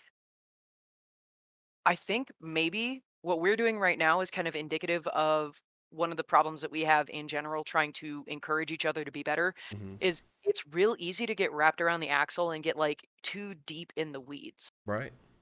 Because I know that part of the conversation that we're going towards is okay, what do we do about this? Hmm. Um, so I think that we've got so many different like so what you're talking about specifically for this dating app. I can understand the appeal of you know what I'm I will tired of talk men. to anyone Yeah. except for fucking cis men. Yeah. I Because get that, and yeah. I think that for that part of the that specialized part of the population that wants to be in that environment. Ooh, and here we go. So I think that's a very valuable resource to have. The balancing out of thought that I have in my head when I think about things like that is the danger of echo chambers. And when Right. we talk about perspective, the one red flag that always goes up in the back of my mind is echo chambers. Um, where now don't get me wrong, I'm not saying that this danger applies to things like, hey, come date anyone but cis men. Okay, cool. If that is where you want to be, go there. Hell yeah, I'm really glad that that's an available resource. I think when we try to force general populations into specific resources, it's a balance of, hey, this could be really cool. Like if we all start thinking about the world in different perspectives, if we start to give stronger voices to marginalized people, that is a positive. I am all for that. I also understand the danger of echo chambers and the worst places we see it are in really easily radicalized population. Very conservative, very like people that are now in danger or feel like they are now in danger of being marginalized themselves. Well, because they are. It's quite frankly because they are, right? Yeah, And don't get me wrong. Each moment they spend not further gaining their perspective, because sure, people had the patience to, and not to cut you off, but just to demonstrate a working understanding of what you were saying. yeah, I just because people gave me the grace and compassion to help me understand the world and why some of my views are wrong, that didn't get that sometimes. Sometimes I did have to just sit with the anxiety of, oh, am I a piece of shit for this thing, and then go Google it or just like sit with it for a little bit. So, but at the same time, like yes, we are at the risk of creating a new marginalized group, but the marginalized group, the difference here is the groups that are currently marginalized in our country are marginalized because of things outside of their control. Their, absolutely. their gender identity, their race, whatever the case may be. This is something that they Right. can't change. It is who they are. Now, when it comes to an entire community, like you just mentioned, of folks who fall into this spectrum of ignorance, as I'll call it, because I do believe that a lot of folks who fall under like I will just say that all the marginalized groups that we talked to, or excuse me, non-marginalized or oppressors that we talked about earlier, I do think that a large majority of these people are well-intentioned and underinformed. However, the underinformed, I said large majority, I Like think, 50-50. Yeah, sure. okay, you're right. You're right. And my annoyingly optimistic brain tells me 65-35, right? So Yeah. the Yeah. the the point I'm trying to make is that the reason the folks who are marginalized now are marginalized beyond because of things beyond their control, but to be marginalized because of your ignorance is not, it's within your control to not be. I have no sympathy for people that are marginalized because they're ignorant. Right. Or And willful ignorance. Willful ignorance. right. Well, and the big thing is because I, I as a person have experienced. I don't know what to Google. I don't know what to look up. I don't know how to improve. But Same. what I did know is that I should sit with these questions, and the first time I find somebody who is willing to teach me those things, to remember to bring it back up. I assumed the responsibility of knowledge where somebody else wasn't willing to pick it up. Specifically, somebody who say drop the mic and walk out of the room after they insulted me for being an ignorant idiot. I couldn't ask that person because they're gone. Or then that we now know Right. after talking about it is an expression of that person's boundaries. It's not their responsibility to teach you. In fact, fact, you're lucky they spoke up at all because now you know what questions to ask. But sometimes you don't. So the thing is that in those cases, I just had to sit with it until I either A, found out what questions to ask or what to Google, or B, found a person or opportunity to find that information. But the thing is at that point, when you're seeking knowledge, when you're seeking understanding or perspective, you are no longer willfully ignorant. Right. Any Or yeah. Yeah, you're right. That is when you leave the realm of willful ignorance. Now, I recognize that a lot of folks who fall into the willful ignorant category, whatever walk of life or group they're a part of, a lot of that comes from the really shitty mental health support we have in the United States, specifically as it pertains to a lot of folks are just afraid. They don't want to be wrong, or they tie their self-worth to their usefulness or their worldviews, and change is scary, specifically because, and this is where I wanted to come back to it earlier, because perception is reality. And to dive into that a little bit further, we Googled perception, and it says the ability to see, hear, or become aware of something through the senses. Okay, now think about it. If you can't see, hear, smell, or taste, if you have no senses, what do you know of the world? If they all just disappeared right now, you would know your own thoughts, and that's literally it. That's it. Right. So you would have no way to gain perspective, which is the way you see something, because you have no way to access new information, right? So when you put it that way, and now think about it this way, the one of the oldest philosophy conundrums is if a tree falls in the forest, do you hear it fall, right? If there Right. and the whole basis of quantum mechanics or quantum theory is that something is everything until it is observed, and then it becomes what it is observed. Otherwise, it is everything. The thought experiment of Schrodinger's cat. Beautiful example. Yeah. So through a person's perception is their reality. Anything that is a part of their life that has or will or does influence them is a part of their reality. So, and we can get into the greater implications of what that means for like mental health, or what that means for like geographical locations or whatever, right? But what the point that I'm trying to make is that a person's entire life is determined by that stupid little wiggle noodle in their fucking head, and everything that they've absorbed to develop that wiggle noodle. So that being said, if a person also, to touch on what you said earlier, that is another highlight to the dangers of echo chambers, because you're not gaining any new information. It's just like an extended hyperbolic chamber. Reconfirmation of your own bias. Right. The point is that a person's reality is extremely important, and that's because I kind of lost my point a little bit. But Fine, you're getting back there. that even in religion, folks are like, hey, I believe in God and I feel it in my soul. I know I'm saved. Like, that is their senses. That is their brain interpreting signals from their body. But that doesn't make it any less valid to that person. But you can have somebody else who completely disagrees. Oh, that's just indigestion.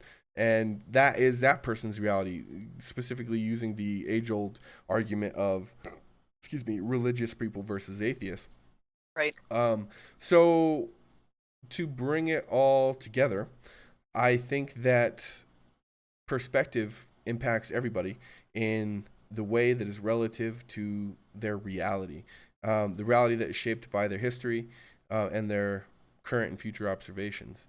And I think that at the end of the day, so if you think about it, that means that anytime you're interacting with another human being, you're traveling to another dimension, another reality. Anytime you have a conversation with a human being, you are accessing an entirely different subset of information that maybe you share some things with, right? Like you and I have a lot of shared history and context and social groups and social situations, etc. But for the most part, like, I don't know what you do in your day-to-day. I don't know what you think about all of the time. I don't know, like, right? And sure, we talk enough to where I have a general idea, but like at the same time, like, I don't get your new revelations till we catch up, so that you're living in your present reality is an entirely different reality than we last communicated in. So my vision of you in my brain, when I think of you as a person, as an example, it's a completely different person in a completely different reality than it was when we thought about it to begin with. Which is why, go ahead. Yeah. Oh, yeah. I want to make sure you get a chance to complete your thought. Which is why the fourth dimension conversation that we're having blows my mind all the time, specifically Absolutely. observed as a whole in regards to time. Well, and so and I try not to get like too meta because I feel like it always comes across a little pretentious when you're like, oh, let me take this to a meta level. But Sure. I feel like perspective is one of those things that you kind of have to have a sense of metacognition when you're talking about it because so just like you're talking about I always think about it as everyone is the star of their own movie, you know.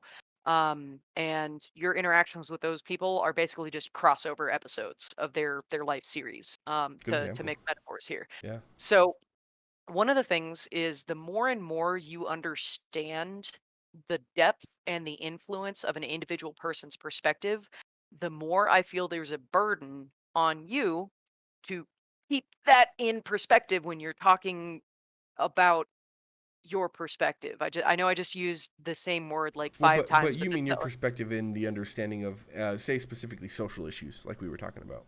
right. And so if you understand the ins and outs of like why you believe what you believe and where you're speaking from, the the the burden, that next level of effective communication is understanding, okay, I'm not only listening for content of what this person is saying when I'm having this conversation, but I'm listening for understanding. The more I know about the context of this person's life, the more effectively you can translate and you can communicate, especially when we're having these conversations about problematic topics. I agree. I agree wholeheartedly. Well, and we kind of talked about it in the episode with physicality and gaming, and that a person who shares a privileged identity has a greater responsibility. I would say that being a part, having enough fundamental understanding of another person's reality. Go ahead, get it out, dog. Okay, cool. Having a fundamental understanding of another person's personality through shared experience or time, specifically if it's an updated one where y'all spend a lot of time with each other, you know each other really well. Like I think that that is its own privilege. You know, you have the privilege to exist in another reality quite often. So I think that that does lend well to what I think it was Fellowship of Awesome who said last week that you have if you have a shared privilege with a person, you have a greater responsibility to disrupt and educate that person. And I Check think and that balances within your own communities. right, which to your Mung deer, this whole thing together means that oh God, don't go. Well, that Bring it back. You gotta respect your own person. That a person needs to respect their own personal boundaries um, when they can, but also if you have the intention of being a good person and helping improve the world around you, recognize the opportunities where you can do that, especially where you have the arrows. If you don't have the arrows, you don't have the arrows, right? exactly, You just don't. exactly. But if you do, you know, don't show some courage. Well, and it brings up the idea of energy conservation. Yeah, And so I think that's the answer to the issue of, because, like for me, yes, I want to disrupt and I want to encourage to do better, but like I've seen myself and so many other people, sometimes you don't have the arrows, and right. that comes down to a matter of energy conservation. Absolutely. And at the end of the day, yeah, okay, you have to do what you can to protect yourself, because at the end of the day, the only person that's going to be spending a consistent amount of time inside your own head is you. Exactly.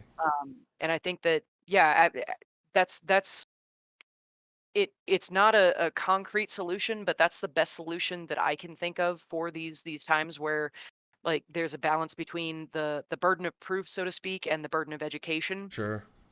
Because at the end of the day, like, if you expect to be able to influence someone's not even someone's behavior, but someone's thought processes. Because even if someone's policing themselves around you because they're like, oh, well, I can't say racist shit around this person, if it's not a genuine effort to say, "Hey, I'm gonna actually take my time to stop being racist, to stop being problematic," if you think that you can influence someone's actual thought processes and their neural pathways beyond being like, "Hey, man, fucking do better," you're putting an undue expectation on yourself and an undue expectation on that other person. True. So you have to learn to recognize where your circle of influence ends. Ah, And okay. That's a good way to yeah, word it. And ethically, yes, I think that when you have the arrows in your quiver to be able to go out there and be like, "Hey, you know what? This is problematic. I'm gonna teach you," like, even if you're just giving them, like, an outline, bullet points of, like, look into, the history of the United States, look into systematic racism, look into the imbalances in the fucking prison system. Hey, try this Uh, resource. Yeah. exactly. Yeah. You don't have to sit there and, like, hold their hand through every step of the way, but I understand that there are some people that some days even anything beyond like, "Hey, dude, you're being fucking stupid. Do better." I think that the only true burden that really exists there is just do the best that you can in every moment, and when you run out of energy, fucking protect yourself. Hmm. That's a really Um, good way to summarize that thought, for sure. Well, and thank honestly, if you think about it, it lends well to use it as a segue, kind of to the conclusion of the show too, as we near the end, as we start to look at things that, because the last question I always ask when we talk about these big topics is what can we do about it, and you really did just answer the question, and that understand. Where you can help and understand where you can help understand where you can help others and understand where you can help you, and just kind of fucking do your best. And I think that the overall message that I want folks to walk away with from the show, personally speaking, and I'm gonna ask you yours next if you want to just start throwing potions in that cauldron. The um the overall thing I want folks to walk away with here is that it's pretty akin to some of the other, I guess there's a theme, episodes, in that remember that a person is just a person, but not everybody is as capable of the next person, specifically in regards to information absorption, specifically in regards to understanding, specifically in regards to privilege, and lastly, perspective. So I want people to walk away with the idea that you need to respect your boundaries first and foremost. But if you find an area where you can help, don't be afraid to try, and know when you've done your best, and know when to go walk away and respect your boundaries again. And even if that means never starting to begin with, that's what it means. That's just that is what it is. That's I that's think that's fair. that's what I want people to walk away with. We need to do an episode 2 about perspective, because we ran out of time really fast, as happens pretty often. It's a big topic. Yeah, and I really want to talk about it as it pertains to not humans, but more of a a fundamental idea of not only like creationism, but like theory of life in general, and purpose, and like I once read a y'all do you spend any time on Reddit? Oh yeah. Okay. Oh yeah. Well, there's a subreddit I love called R Writing Prompts, and it's people just pop out ideas. Sometimes it's based on current trends, or sometimes it's based on current media. But like sometimes people pop out some really good ideas. And one of the writing prompts I saw a few years ago, I like to check the comments to see how people are writing. People have like legit published books based on the ideas that they've had out of there, and like been bestsellers, etc. So like I read in the comments, and somebody the prompt was, you died, you open your eyes, and you are blank, and the whole idea of one person's answer to the prompt was that that when a person dies, they woke up and they were talking to a entity, and it was shapeless entity, but you wasn't making any sounds or any movements, but you fundamentally understood it as a whole. And basically you had all these questions like, am I dead? Yes, you're in that life, you no longer exist. And like, what was even the point? And the TLDR of it was that each individual person is the master of your own universe, which we've heard before, but so much so that you experience life, sometimes multiple lives on the same earth, which would really lend to some religious theories. But in order to the point of life is to gain perspective and understanding of other realities. That way you can rule your reality in the way that is most true to the entity that you are. So like for instance, for me, and understanding that a person's goal changes, but having a fundamental idea of purpose, So I would really like to have an episode 2 about that, and kind of like how perspective relates to reality, and kind of like on the greater scale, right? Not necessarily just social issues. And like we talked about, the social issues thing ended up being the whole episode because this is a big topic, like you said, and It's and we had a lot of things to say about it, specifically because I know that we exist in the same social circles in some cases, so we probably had at least some shared context and like things to say about observations that we had. So it's good that we had chances to compare notes with everybody else in chat and get their perspectives too. So, but we're definitely going to do an episode 2. Yeah, I think that's a great idea, and I think so. Anytime I talk about perspective, I would also love to have the resiliency or resilience conversation, talking about perspective because that's been a big probably one of the biggest tools I've had in my toolkit. Like the only reason I'm still alive is because I've had a lot of positive influences kind of stop me and catch me and be like, hey, let's talk about how perspective actually influences your survivability in this Mm-hmm. complex world, in this big bag of Jello surrounded by Gatorade. Um, which is, if you look at it, the human body is basically like a big bowl of bacon Jello in a bag of Gatorade. Yeah, that's Uh, true. Gross, but but true. right, human beings are disgusting, They're but very gross. that's what we got. So as far as like main takeaways, I think I have like I tried to narrow it down to 3, but I think I have like 5. That's okay. Um, We can keep going. so the biggest one to me is understand what it means to be a good faith actor. And Leonidas, I see that you just came in at the end of the episode, but you came in like right as we're getting to the big meat and potatoes of the conversation. Right. So you're not you came in at good time. Also, So shameless shout out, it'll be on YouTube someday. yeah, that's right. Once Bo gets to sit down and actually edit his shit. Oh, or just has the discipline to do it, right? But I'm not going to create unfair expectations in the meantime. Good, good. Okay, so number one, understand what it means to be a good faith actor.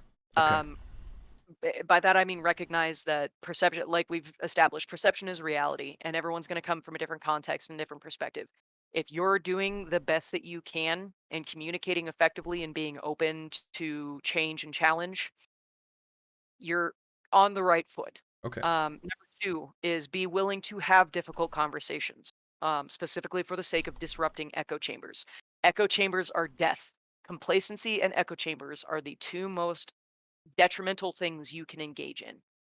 Strive for change, strive to learn, strive to break and disrupt your own echo chambers. Seek out conversations with people when they have the arrows in their quiver to have these difficult conversations. Seek out those conversations because that's how you expand your perspective and that's how you put more tools in your toolbox. Um, Number three is recognize that everyone is the star of their own TV series. Everyone loves a good crossover episode. A well-written crossover episode is awesome because it expands the community, expands interest, it sparks conversation. So keep in mind that while your perspective, you are the star of your TV show, recognize that in these crossover episodes, it's not just your story that's getting developed. Mm. Um, Four, perspective is powerful, and recognize that your thoughts and your beliefs have just as strong an influence on your life as someone else's does. Number five is be a good person, don't do war crimes. I ran to number five, so War crimes. That's don't do war hilarious. crimes. You're right. That is 5. That's a lot. Yeah. And I think that they're all incredibly important aspects to this conversation and need to be restated. These are the rungs of a perspective ladder that we are trying to use to get to the roof of this conversation. So I think that restating them is incredibly, incredibly important. From the restating is where we usually draw the conclusion because we have them in front of us and we have the idea of what we want to encapsulate in the episode, and then we can further prune, I guess. But prune is the wrong word because it implies uselessness of the opposite of used. But the point is that I agree, and I don't actually have anything to hold on. Let me make sure that that's true. It's good. Nothing wrong. And number 5, don't ever be afraid to take a look back at your notes and make sure that you're hitting what you need to hit Yeah, in your yeah. conversations. Number There we six. go. There's number 5. Brought it home. Number 6. No, we already have number 5. Be a good person and don't do war crimes. Number No, 7 is make sure ADHD kids, write that down. You won't remember it. never be afraid to use a notepad. Yeah, yeah. The well, and I love the focus on thoughtfulness here in terms of being mindful to the fact that other perspectives exist outside of your own. And I love the nod to recognizing that those other perspectives are extremely valuable. And moreover, doing so while highlighting the danger of avoiding them. So that's really, really well put, you know. The other part that I really loved that I want to be part of the conclusion is seeking knowledge from folks, but specifically, I wrote down seek knowledge from willing teachers. Yeah. So respect everyone else's boundaries because some people aren't going to have the energy to educate you. right, and as you were talking, I was thinking about it. Like even situations where somebody says "fuck you, you're wrong" and drops the mic and walks away, like look within yourself and like, why do they think I'm wrong? And question yourself, and sometimes and recognize that there is, so depending on the topic, there are going to be situations where you weigh what they said against what you have, and you still like what you said.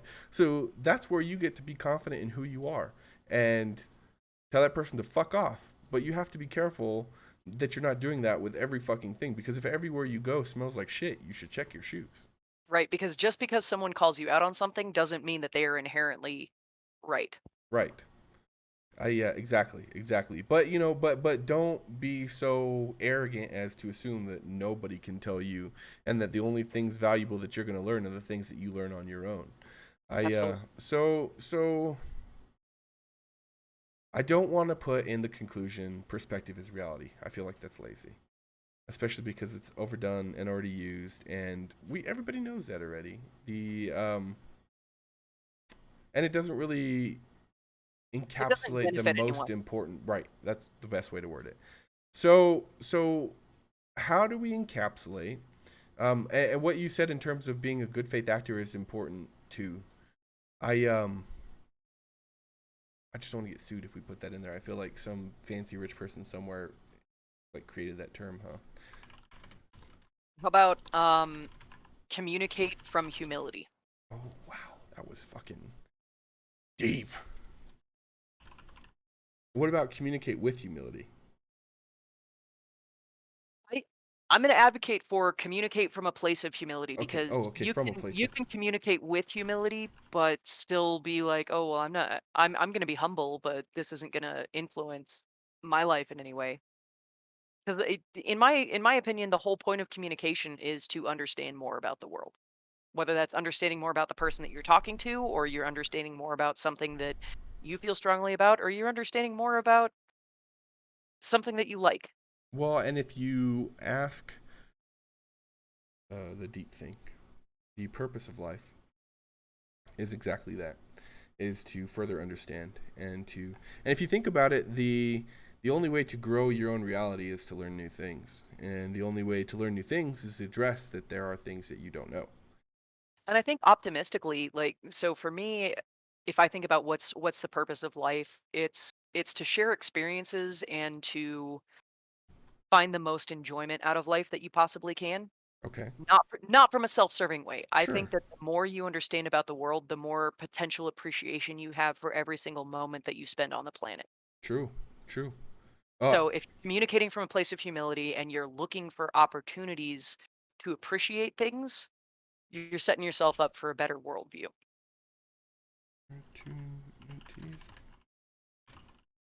okay. And I think that communicating from a place of humility allows you the most opportunity to expand your appreciation. Okay, I think I have one here. You ready? Yes. Question your reality, communicate from a place of humility, and look for opportunities to appreciate life. I like it. I like it.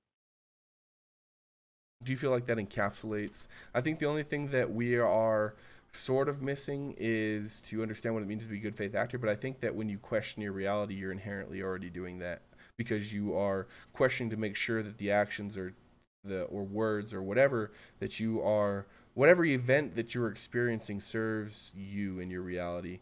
Um, I think that that also kind of lends to being a good faith actor as well. I think, are you muted? I think you muted yourself. Am I muted? Sorry, no, I muted myself. Okay. What'd you say? I think that's probably the most eloquent way to communicate the idea of being a good faith actor while avoiding potential litigation. Yeah, yeah, there you go. Yeah, I have noticed too that I touched on it a little bit, but there are some reoccurring themes in some of the episodes in terms of like thoughtfulness and consideration. So I think that that's well stated, that that's how we feel, and by we I mean the Bowborne and the Archers feel about um humanity, I guess, right? So I don't think we need to highlight it again, but I really do love the question of reality in terms of make sure that the fundamental understanding of you, yourself, and your views are where you want them to be, and if not, how do we get them there? Um, and Always be hungry for growth, and that's the T. yes, yes, and communicating from a place of humility does touch on the consideration as well in terms of like don't be a dick, right? Like that's a really nice way of saying don't be an asshole, and like that's another good part to touch on, the like the good faith actor. Lastly, my favorite part is the looking for opportunities to appreciate life. Really touches on what you said. Then I do agree that that's probably one of the other big purposes of life is to enjoy it, because that's that's well, it's commonly said, the all the and I say it all the time, even though it's a little hokey, I do believe it, and that the reason why bad shit and stupid shit and like sad shit exists in our life is so that we do appreciate the good stuff when it happens. Because if everything was good, we'd just be bored, and that's a really shitty thing to say to somebody who's experiencing one of those things. So clearly, just don't. But as a fundamental understanding, I think it's a good one to take into life. And I know that knowing that myself has made really shitty experiences a little bit easier to heal from, and understanding, knowing why it happened. That was one of the biggest questions I had. And anytime I experienced trauma, even as a child and growing up, is why did this whole thing happen? And regardless of the answers to that question, I'll never know. The answer to that question that I do know is because this bad thing happened, whatever X happens afterward, you're going to appreciate it more, which is, like we said, a dangerous ideology because it does kind of encourage bad shit to happen. But it's more of a don't do bad shit to make good shit look cooler. That's its own problematic thing. But if something does happen outside of your control that is not the result that you wanted, it does serve a purpose, even if it's a purpose we don't want. I think you muted again, good buddy. Yeah, I'm sorry, I keep getting this turned over in my hand. So I think that that's a good point to make. And at the same time, I want to take just a second to recognize that you and I are communicating from a spot of relative privilege True. when we say that. So a lot of our takeaways are really optimistic here. And I think Because that we we have need the to privilege of take a being moment. optimistic. Yeah, exactly. Like we are both communicating from a spot of privilege, True. and I just want to make sure that that context is included in this overall conversation, because there are some people that have to deal with a lot more senseless and needless Pain. disadvantages Yeah, that it's yeah. really fair. So recognizing within the context of what you and I have had the privilege to experience, I think these are really solid takeaways. Yeah, yeah. Well, and that's another good highlight from communicate from a place of humility, knowing that, is recognizing one's own privilege and understanding what you have where another person doesn't, specifically as it relates to perspective. I wanna wrap up. I need a bio break for like 2 minutes. Okay, I'm actually was gonna go till like 3:20, so we can just call it if you want. I can give you an outro here. Tell you what if we let me execute said bio break. I would love to solicit any if anyone in the chat has some final thoughts or Cool. Yeah. Then yeah. if that's the case, we can get it done. You take your bio break. I will keep these All right. nice people entertained. Give me a pause screen and I'll be back in like 2 minutes. Gave you pause screen. You're good All to right. go. Oh man, I fucked up my camera cropping. I gotta fix that.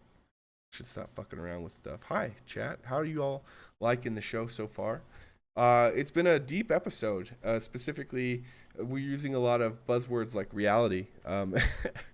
So I think that there's a lot to think about here. I'd always appreciate the opportunities to kind of share these conversations with the people in my life and with strangers. We are alive to the entire world. So the idea that we're talking about perspective and gaining perspective specifically in a humble ideology is, in this case at least, inherently solicitation of what Bad Wolf here was talking about in terms of, what do y'all think about perception? What do y'all think about specifically today's episode and our conclusion, which is question your reality, communicate from a place of humility, and look for opportunities to appreciate life? What is it? We can ask so many more questions. What does it mean to appreciate life? How do you define your reality? There are so many different. Oh, and don't do war crimes. That's important. There are so many different facets to life that we either A, don't fully understand, B, don't fully appreciate, or C, understand and appreciate. There's of course in between of things that we understand but don't appreciate fully. Blah blah blah blah blah. There's a whole ass spectrum there, but I think that it's useful to remember perspective, and I think that it's useful to remember that the reality that we live in is not the only reality, and that the power that we have to create thoughts and perceptions is beautiful. And it's what makes us so special and unique. And I think that it's really fucking cool when people take what's special and unique and then share it with each other. It's fucking dope. Welcome back. Thank you. I appreciate it. Sorry, I'm back in the high desert after 6 years, and water consumption is necessary out here. Yeah, that's a thing. Yeah, no, I get it.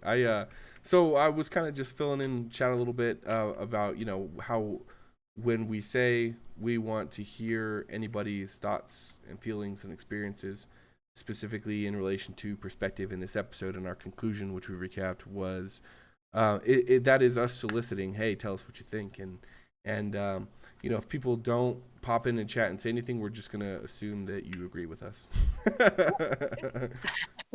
That, or you have only the arrows in your quiver to do just that much, and Right. most of you know how to get a hold of us offline. So if I'll say, if I ever say anything problematic without realizing it, I got no problem with people calling me out, because I always appreciate opportunities to learn. Hell yeah, me too. One thing that I've learned too when it comes to people coming to me with opportunities to learn is to take what they have to say and not as a personal attack, right? Don't be like to lower the defenses and understand that, especially if you have context with the person, to know that this person is probably not trying to attack you, that they're probably trying to help.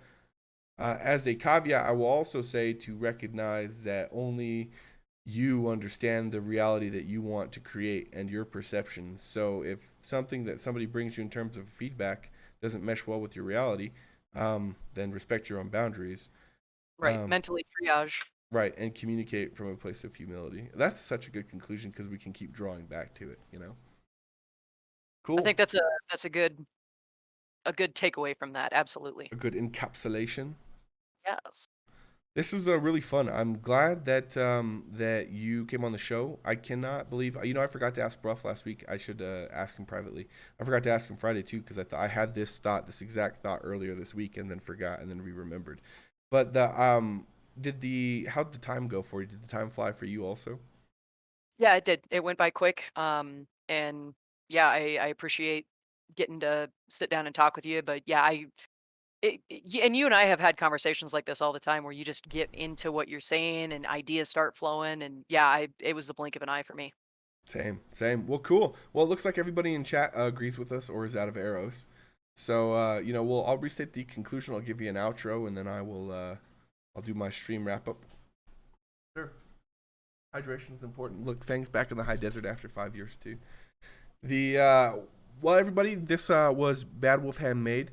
Fortunately, because Bad Wolf Handmade made the time to be on our talk show, we were able to talk about perception, and we were able to talk about how perception pertains to everybody's lives, and how perception, when they say perception is reality, digging into what that means a little bit and what that actually looks like, the minutia, and really the power of control we have over our realities. And there's a whole ass other the talk show that we're going to do in episode 2 of The Power of Perspective I'm actually gonna find some time to do that, and I'll let you know when it is. You're right that I could also have somebody else on the show, but if you want to jump on that episode, we can do like episode 3 or episode 4 or whatever. You know, I'll be here anytime you want to have me around. hell yeah. Well, everybody keeps saying that, but they don't understand that that's not easier for a creator, because when you have an entire pool of people, they're like, hey, talk to me whenever. You're like, whenever doesn't help. So what I really have been doing to combat that and also encourage my friends to join is I put down the things that I want to talk about, and I tell everybody, here's all the things I want to talk about. You want to come talk about this thing with me? And then it has helped. You are a beautiful example of this, and many other of our friends have private messaged me and said, hey, I saw you put this episode on there. I really want to come talk to you about that thing. And I'm like, fuck yeah. So I think that's a good balance, and I'm going to keep doing it that way. I think I'm going to do it 4 weeks in advance every time. I think that's a good idea. When I think you and I also have we're doing Love episode 2. Are we doing it around Valentine's Day? Yeah, that's on Valentine's Day. Oh, yay. On Valentine's Day. Let me pop over here and double check. I'm almost positive that is the case. I am too. That one's sticking in my brain. Oh, Love episode 2, which would be episode 12. Jesus. Yeah, it is on Valentine's Day. It's the 14th. Well, I went and forgot to get myself a partner for Valentine's Day again, so I would think of no people I would rather spend it with than you and our wonderful friends. With the Bowborne and the Archers. That's Hell yeah, that's awesome, and we're very flattered that that's the case. And same deal too. I also went and didn't get myself a partner. So, and even if I do, I'll make it clear, hey, like this year, sorry, it's Valentine's Day, but I'm not going to conform to the shackles of capitalism, and we will celebrate our partnership some other time. I have plans. Bye. Every day is a great day to celebrate love. Oh, that's really going to get me out of hot water here in the future. Thank you. But yeah, so the conclusion that we drew to the power of perspective, at least episode 1, and mostly as it relates to social issues, was question reality, communicate from a place of humility, and look for... Thank you. And look for opportunities to appreciate life. Sorry, the dog was slurping. I had to make sure to give him his platform to contribute. Of course. He looks at me like, what? Look for opportunities to appreciate life. So I want to thank everybody for your time. Bad Wolf. I love that your Instagram, I know I say this every time, but I went to pick up your Instagram the other day. I love that you just put a yas in there. Yas. Asaka. Yeah. But thank you. Any last words, any shout outs, any things you want to say before I kick you out of here? I mean, same stuff, different episode. I really appreciate you having me on. I appreciate you lending me some time on your platform that you've built for yourself. I always love seeing names that I know and love, and new friends that I have yet to meet. Thank you guys for listening to all of the words that I have to say, and I'm just happy to be a part of something, man. Well, awesome. Well, cool. Well, thanks again, and I will talk to you when I talk to you. Sounds perfect. Okay, bye. Bye. Cool. All right, everybody, that was Bad Wolf Handmade. If you have not stopped by their Instagram and checked out the stuff that they're making, the beads that they be doing, make sure you check that out. I believe there's the link to her Instagram right there. Everybody else who stopped by in the show, I appreciate you so dearly. It warms my heart that so many people are willing to join us for a Sunday, even on Sundays where we change up the time frame a little bit. I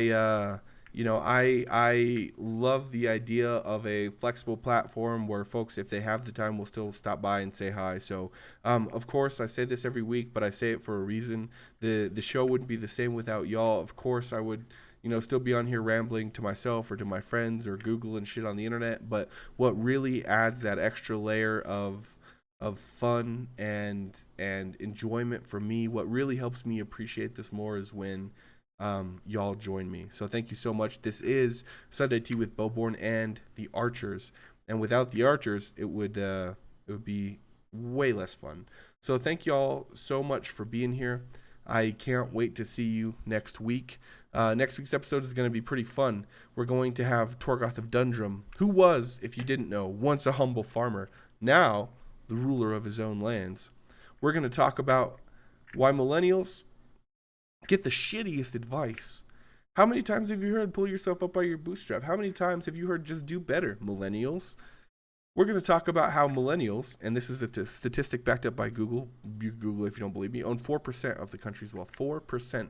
While still being, and this is the part I don't remember, but a large part of the country's population. I probably should have wrote that down too. Anyway, and we're going to talk about how the fuck it feels to be here.